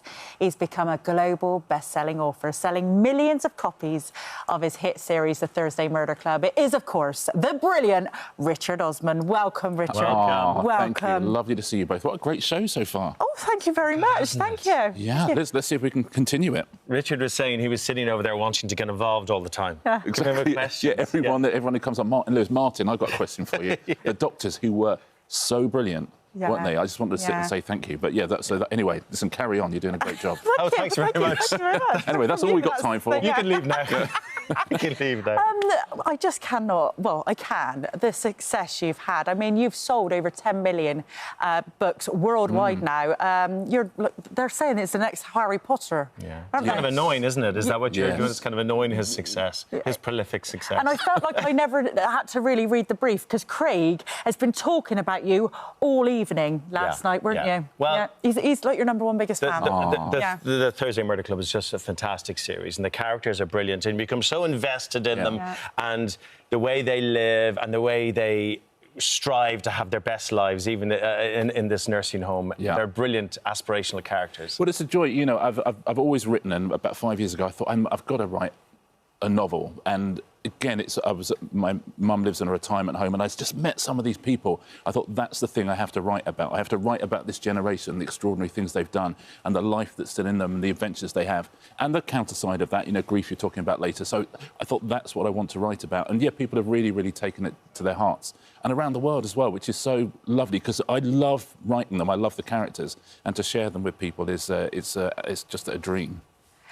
Is there anything that you do to develop your writing, or does it just come to you? Do you have to go on long walks, or does it come to you during that, or do you make notes all the time? How do you develop the stories? I try. This is the key to writing. If anyone is at home writing, the key to writing is do anything you can to stop to not write. So I'll sit downstairs for hours and hours and hours and go, I'll just watch Bargain Hunt, you know, and then eventually I go upstairs. The cat will sit on my lap. For like 5 minutes, I'll be like, oh, I don't want to write. And then suddenly something clicks in, one of the characters will say a line, or someone will walk into a room who you've not met before, and then, you know, you're writing. But yes, it's all characters. When people fall in love with characters, they'll read your whole book. Do you have a favourite? Because I'm guessing, I'm going to take a stab that you have a thing for Joyce. I love Joyce. Yeah. I love Joyce because, you know, she writes a diary, so we're sort of inside her head a little bit more. I think all four of them are different parts of my brain. I think I've got a bit of Ibrahim the psychiatrist, a bit of Ron, the Bolshevik Union leader, a bit of Elizabeth the spy, but mostly Joyce, who just has such a kind of... I love her kind heart. We were saying last night, we just wonder what your IQ is. Oh, God knows. I don't think it's that big. We do, don't we, Craig? Yeah, I think you have a crazy large brain. Yeah. Do you think? Yeah, we think it's... No, if you, honestly, if you saw me at home just sort of trying to fix things, you'd be like, oh God, no, this guy's not the brightest. He's not the smartest guy I've ever met. I was Wearing cornflakes in your beard. I was trying to fix the boiler, and I was like, I don't understand this at all. So, can we have your big announcement, please? So I've done 4 Thursday Murder Club books, and there will be more. There's more coming back. But this year, I've written a brand new book with brand new characters. So we haven't ever told anyone the title or the front cover. I think we got the front cover. It's called We Solve Murders, is the name of the book. It's out in September. It's a brand new series. There you go, look at that. Sort of like you have a cover and everything. OK, so this is really happening, Richard. With a cat and a gun. Unfortunately, it is happening. And it's about a detective duo. It's about a father-in-law and daughter-in-law. The father-in-law has a small investigations company in the New Forest in Hampshire. But, you know, he doesn't really like leaving his village. All he likes going home to his cat, and he likes to make sure he does the pub quiz every Tuesday. That's all he wants. His daughter-in-law is a close protection officer to billionaires around the world, so she's always flying to private islands on private jets. Her life is in danger, and she has to send for the only person who she can trust, which is her father-in-law. Suddenly, he's going around the world on private jets, and he's not happy about it. But it's got all the kind of wit and humour of a Thursday Murder Club. But, you know, you're in St Lucia, and you're in Dubai, and, you know, it's such an absolute treat. This character sounds very familiar. Might he be sitting on the sofa opposite him? Well, do you know what? I mean, you have to travel. You'd rather be at home with your cat. That's sort of where he came from, Steve, who's that guy. I thought whenever I go abroad, and it's lovely to go, I know it's lovely, but I'm always like, I just want to sit at home and watch the snooker, really. And I just thought, what if I had a hero who was forced to travel around the world on private jets and is not happy about it? I don't travel around the world on private jets, by the way. So, you know, he's literally on a private jet and they don't have beer or crisps. And he's like, oh, God, this is the worst. So, it's, you know, I just force him into... Because he loves his daughter-in-law so much and she loves him.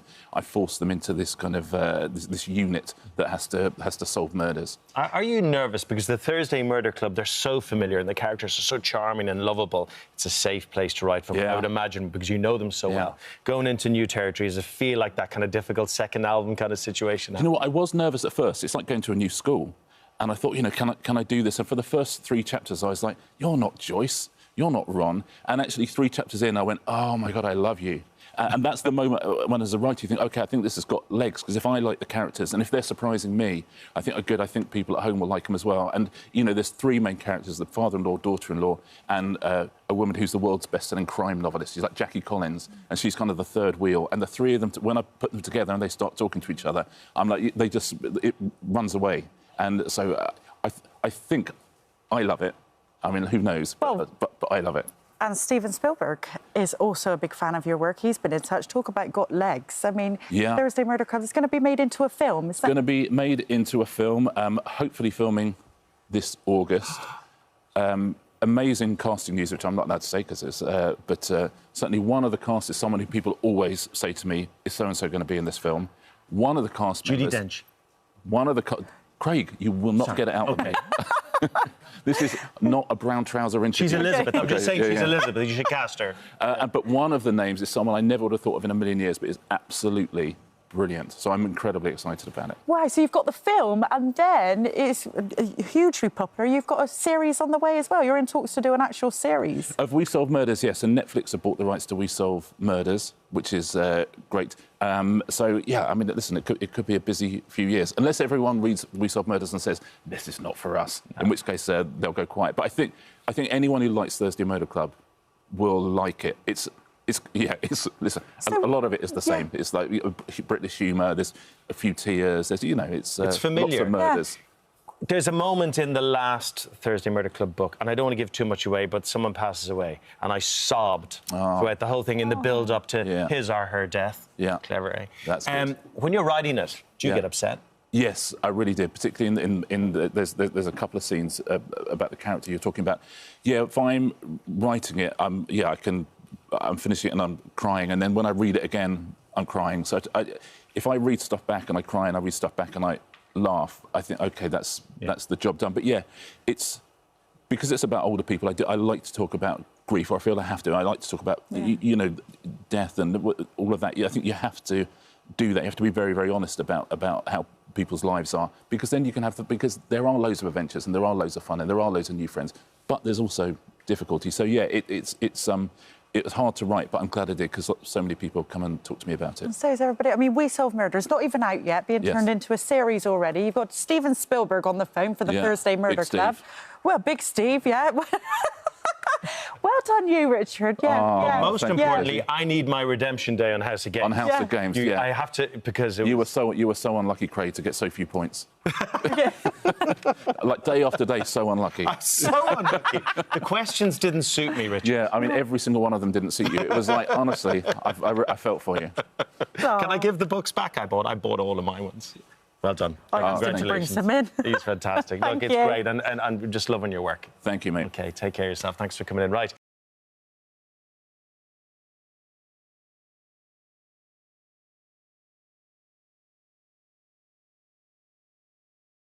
Voice. What a voice and what a man. Danny Jones. McFly's very own Danny Jones joins us now. Congratulations. How does it feel? I'm not good with these compliments. Oh, you know, it's it's amazing. It feels amazing. Like, I really felt the impact of this show. It's incredible. Like, I've reached an audience that isn't, you know, a typical McFly fan. So it's quite nice to kind of see that reaction. And like Tom did an amazing post the other day about he's got to dress up as a fish to, you know. Yeah. And it was just, it's been amazing. Like, we filmed it back in October, so, and I went straight onto a McFly tour. So I kind of forgot about it. So you've had to stay quiet as you like? Absolutely. Yeah. It's interesting you say that, because it's still about the voice. You know, the costumes are amazing, quite theatrical, very fun, but actually it's the voice that won it. Yeah, there's a bit of pressure on me, obviously, being in a band and just a little being a singer. I think take Lorraine Kelly down. I think that's why I pushed myself, though, on like choosing songs that nobody's ever heard me sing, and what were a challenge for me as well. Like, how can I go into this challenging myself and pushing myself and, you know, taking it that next step further? And the team were amazing. The vocal coach was amazing, Anna. Like, shout out to those guys, because I was touring at the same time as doing the show, and it was just all at once. But yeah, incredible experience. Talk about challenge. I mean, how did you keep that secret? And as well, you kept it a secret from your little boy Cooper. Oh, yeah. Oh, I saw the video last night, and my heartstrings. Let's have a little.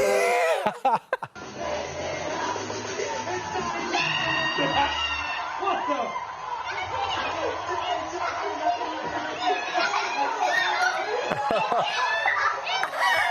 Oh, yes. It's you. Oh, how lovely was that? That was amazing. You know, I have to thank my wife for that. She set up that camera. I would have completely missed that and never had that moment ever. It would have been missed, so that was an amazing moment. Is it hard keeping the secret from everybody? Because I think I'd want to broadcast it, but that's sort of the person I am. Do you know what? It is. And I left the house every day with this visor on that was only one way, balaclava, a hoodie on that said, "Don't speak to me."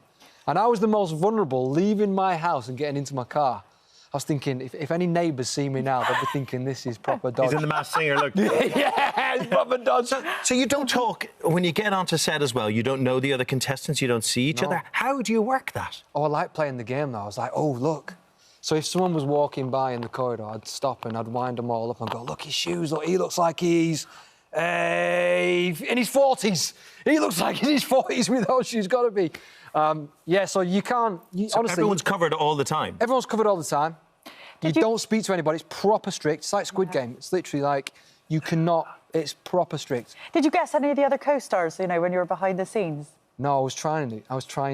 Did you get any of them right? Not one of them. Not one? Not one of them. I mean, we were really kept separate. Yeah. Amazing. It's an amazing job they do on that show of, like, keeping it all separate, you know, in secret. The costumes are phenomenal. A big part of it. What's it like to sing inside of one of those. I want to put it on so badly, I can't even tell you. But, I mean, can you see anything when you're in there? What's it like? So the eye line's just below, it's kind of just below, so I could see the front row of the audience. It gets very hot in there, very sweaty. It's hard to breathe, which means it's harder to sing. Because you're actually singing in there, aren't you? Yeah, absolutely. You have a microphone on, you have your in-ears in. I've got, like, underlayers on, and I've got a headband on. If you had a GoPro in there, it would have been hilarious. And, yeah, you can't see much at all. It's really heavy. I had to train with a weighted vest on. I thought that's a good way of getting used to it. There's training for it then. You've got to train. Well, I thought I'd do it. I thought I'd, you know, do all my warm-ups and at least practice the song with a weighted vest on. Because at least when I get in the costume, it doesn't feel quite as heavy. Did the costume give you more confidence or less? Quite liked it, yeah. Did you? Because you got to... There was something quite nice about them not knowing it was me. And then you suddenly become Piranha and start, you know, playing that personality, you know, of Piranha and walking silly and having a laugh with people and, you know, fist-pumping people or fin-pumping people down in the corridor. Can and you just dance having a in laugh. this? Can you move in it much? Well, I can't dance anyway, so I'm not sure I can dance with a Piranha outfit on. I did a little move in my Bruno Mars song. I did a little side Did a bit of that. But no, it becomes more comfortable the more you wear it. But the first time you put it on, it's a complete shock. And you're thinking, I've got to sing Celine Dion with this song. You know, it's madness. It's all madness. We enjoyed watching you. And your voice, your voice is so magic. It is a beautiful, beautiful voice. Stunning voice. Thank you so much. You know, I copped it was you. Did you really? I couldn't disguise it. Yeah, because I think your voice is quite individual. So, yeah. I watched some of your acoustic stuff on YouTube. Bit of a secret fan. I love that. Please to reveal it. Do you know what? The reach of this show is incredible. 5 million people. I know. It's amazing. Unbelievable. And I'm so happy I got to do it. And I'm so happy people, you know, like my voice. Because like Tom said, in McFly, we sing certain songs. We've got our albums, we've got our songs. And the McFly fans know what we can do and what we can achieve. And we've got McFly fans in the Loose Women's Studio. They're going to be very annoyed if I don't say hello to them at the moment. So we're going to say thank you to you.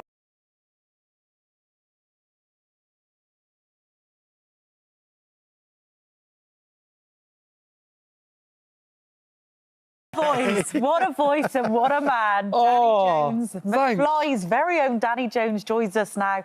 Congratulations. How does it feel? I'm not good with these compliments. You know, it's it's amazing. It feels amazing. Like, I really felt the impact of this show. It's incredible. Like, I've reached an audience that isn't, you know, a typical McFly fan. So it's quite nice to kind of see that reaction. And like Tom did an amazing post the other day about he's got to dress up as a fish to, you know. Yeah. And it was just it's been amazing. Like, we filmed it back in October, so and I went straight onto a McFly tour. So I kind of forgot about it. So you've had to stay quiet as you like. Absolutely. Yeah. It's interesting you say that because it's still about the voice. You know, the costumes are amazing, quite theatrical, very fun, but actually it's the voice that won it. Yeah, there's a bit of pressure on me, obviously, being in a band and just a little being a singer. I'm going to take Lorraine Kelly down. I think that's why I pushed myself, though, on, like, choosing songs that nobody's ever heard me sing. And what were a challenge for me as well. Like, how can I go into this challenging myself and pushing myself and, you know, taking it that next step further? And the team were amazing. The vocal coach was amazing, Anna. Like, shout out to those guys, because I was touring at the same time as doing the show, and it was just all at once. But, yeah, incredible experience. Talk about challenge. I mean, how did you keep that secret? And as well, you kept it a secret from your little boy Cooper. Oh, yeah? Oh, I saw the video last night, and my heartstrings. Let's have a little...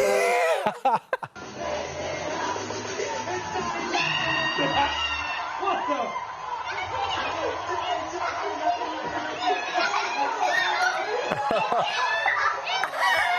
Oh, yes. It's you! Oh, how lovely was that? That was amazing. You know, I have to thank my wife for that. She set up that camera. I would have completely missed that and never had that moment ever. It would have been missed, so that was an amazing moment. Is it hard keeping the secret from everybody? Because I think I'd want to broadcast it, but that's sort of the person I am. Do you know what? It is. And I left the house every day with this visor on that was only one way, balaclava, a hoodie on that said, "Don't speak to me." And I was the most vulnerable leaving my house and getting into my car. I was thinking, if any neighbours see me now, they'll be thinking this is proper dodge. He's in The Masked Singer, look. Yeah, it's proper dodge. So you don't talk, when you get onto set as well, you don't know the other contestants, you don't see each other. How do you work that? Oh, I like playing the game, though. I was like, oh, look. So if someone was walking by in the corridor, I'd stop and I'd wind them all up and go, look, his shoes, look, he looks like he's in his 40s. He looks like he's in his 40s with those shoes, got to be. Yeah, so you can't... So honestly, everyone's covered all the time? Everyone's covered all the time.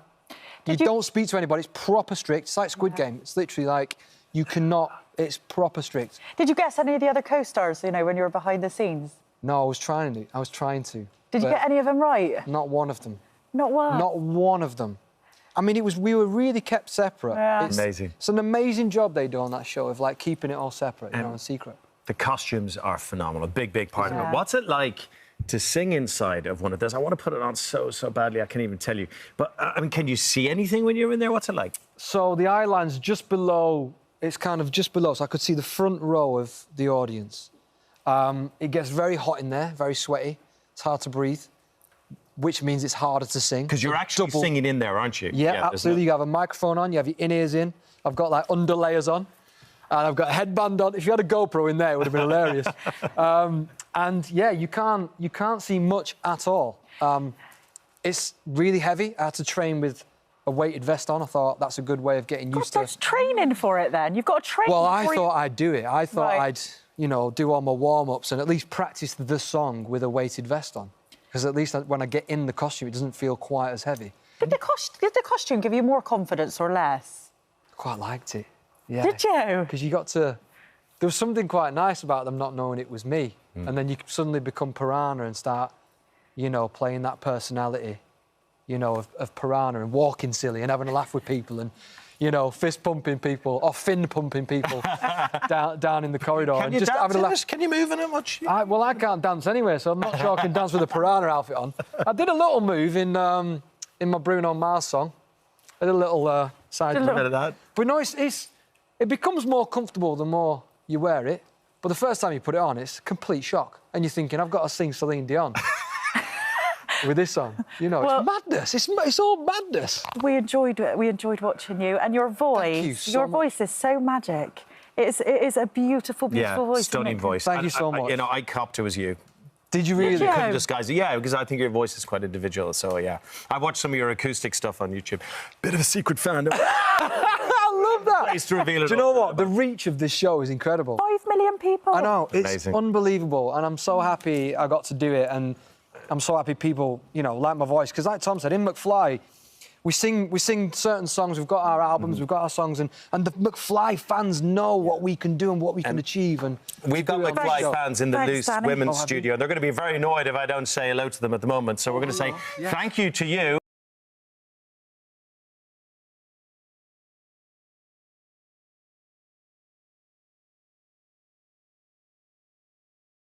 I'm delighted to say that, well, one of our heroes, Rick, joined us now. It's so nice to see you, Rick. No, so nice to be Honestly. back. It's always great fun. And you're cooking for us today. I know. Well, I'm doing a coconut curry from prawn curry. Hope you like your prawns. We but do, it's very much. It's from Calcutta or Kolkata. Yeah. Just seeing you there with Floyd was just your first TV performance appearance. What do you... I mean, Floyd was so interesting, wasn't he? He was... No one really liked him. He was kind of like quite rock and roll, really, wasn't he? Well, he was. I think he brought sort of rock and roll into cooking. Yeah. I think he did us all a great favour because it's sort of like...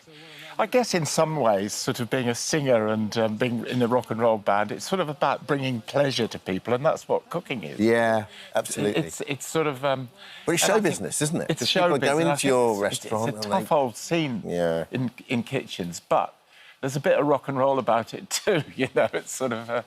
I just minded, actually, my first series, I'm in the kitchen, actually, during a service, and I'm going off on one, saying, like, it's like crazy. It's like the Second World War. It's like stuff coming at you all the time. I mean, it's so hard to film a series anyway, and then to be working, it's tough. Yeah. How did you get on with the crew at the time? Well, I've always loved crews. You know, I still do. Do you know the real reason I still do TV is because I love the crew I work with. The banter. The banter. Fun. And also, when you finish work... Have a drink. You have a drink. Yeah. And you always look forward. We always used to say at 5:29, The toys have been put away, and we're going to have a beer. Go and have a drink and I've a met a meal. few people that have been working with you down the line, and what they always love is they've never eaten better on a trip in my entire life. Oh, that's nice of them. You never know. And yeah, there's something very kind of special about that, isn't it? 'Cause especially when you're on the road with a small crew and they become like properly part of your family. They are, and become your friends. it's like going on holidays with your family. I always think, because we know each other and we have tiffs, but they're not serious because we know exactly how we all operate. So true. So let's go back to where it all began. Yeah. How did the nightclub and freeze-dried curries end up with Rick's Thigh? It was just... Well, I mean, I took over with my best friend Johnny, who took over this club in Padstow in the 70s, this was, and we had a late licence that went on till 1 o'clock in the morning. In those days, that was in some sort of rural part of Cornwall, it was unheard of. Yeah. And the licence meant we had to produce food, and a substantial meal. What, in order to have alcohol in there? Yeah, because it was a supper licence. So the supper for us with these freeze-dried... Were you a chef at the time or not? No, I had been a chef when I left school, but I'd forgotten all about it. And, I mean, these curries were terrible, but quite a few of the locals really liked them. I don't know if you remember them. I think they're called Vesta curries. And what do you do?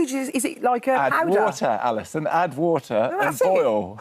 Sounds lovely. But I love that when you go to a nightclub or a big pub or something, and to get around the licensing, there's a pub in Stockwell called the Swan, big Irish pub. Yeah. And they used to have this like lazy, was it Lazy Susan or Dumbwaiter? One Dumbwaiter, and then you'd open this hatch and loads of sausage and chips would come out about 12 o'clock at night. It was the most fun. That was it. That was the same thing. So then, how did that end up being the first restaurant? Well, I mean, it was just, I suppose, things happen to you for a reason. That's what my wife Sess always says. And we got closed down because we had this nightclub. Both me and Johnny were very green behind the ears, and we couldn't keep order, really. And all these fishermen were coming in unused to a late licence like this, getting inebriated, and there were lots of fights. And eventually the police objected to our licence. That's Stein's place again. Oh, come on. And I was declared not a fit and proper person to hold a licence. Oh, wow. Right? But then about 4 years later, the inspector that had closed us down, was instrumental, invited me to tea. And he just said, we felt so sorry for you because you're obviously very nice boys and you had no clue. And I said that was the best thing you did to us because basically, as a result of us being closed down, I opened a restaurant and the rest is sort of history in my terms. It was sort of like it became not an instant success, but it was successful pretty soon. And that's why I took to cooking. So it's not like I was, hell-bent on being a great chef. I did it because I needed the money. And the rest is history. Yeah. You've been making successful shows ever since. And now you've got this successful series. Tell us a little bit about that. Well, that was just because I sort of came to the conclusion that actually you can't talk about British food as being like roast beef, Yorkshire pudding, fish and chips, because there's so many different influences coming into the country. It's changed, hasn't it, over the time? Changed. So I just decided to do this journey around the country, just trying all different types of cuisine. So lovely. And I love that, because for me, like, one of the lovely things about working in a show is you meet so many chefs from different places and you tell it a country's history by its food. It's in so many ways, and migration and how those kind of, say, April there, and how those sort of foods have come to be part of the nation's story and the character, right? It is, that's absolutely it. And I mean, I think there's... One of the things that I drew from it, really, is that I think there's quite a lot of things going wrong in the country at the moment, but actually, I think in food terms, it's very positive. Yeah, there's a lot going right. There's a lot going right. And I think, really, when you're sharing food with people, you don't want to be sort of aggressive with them. You want to be sort of like...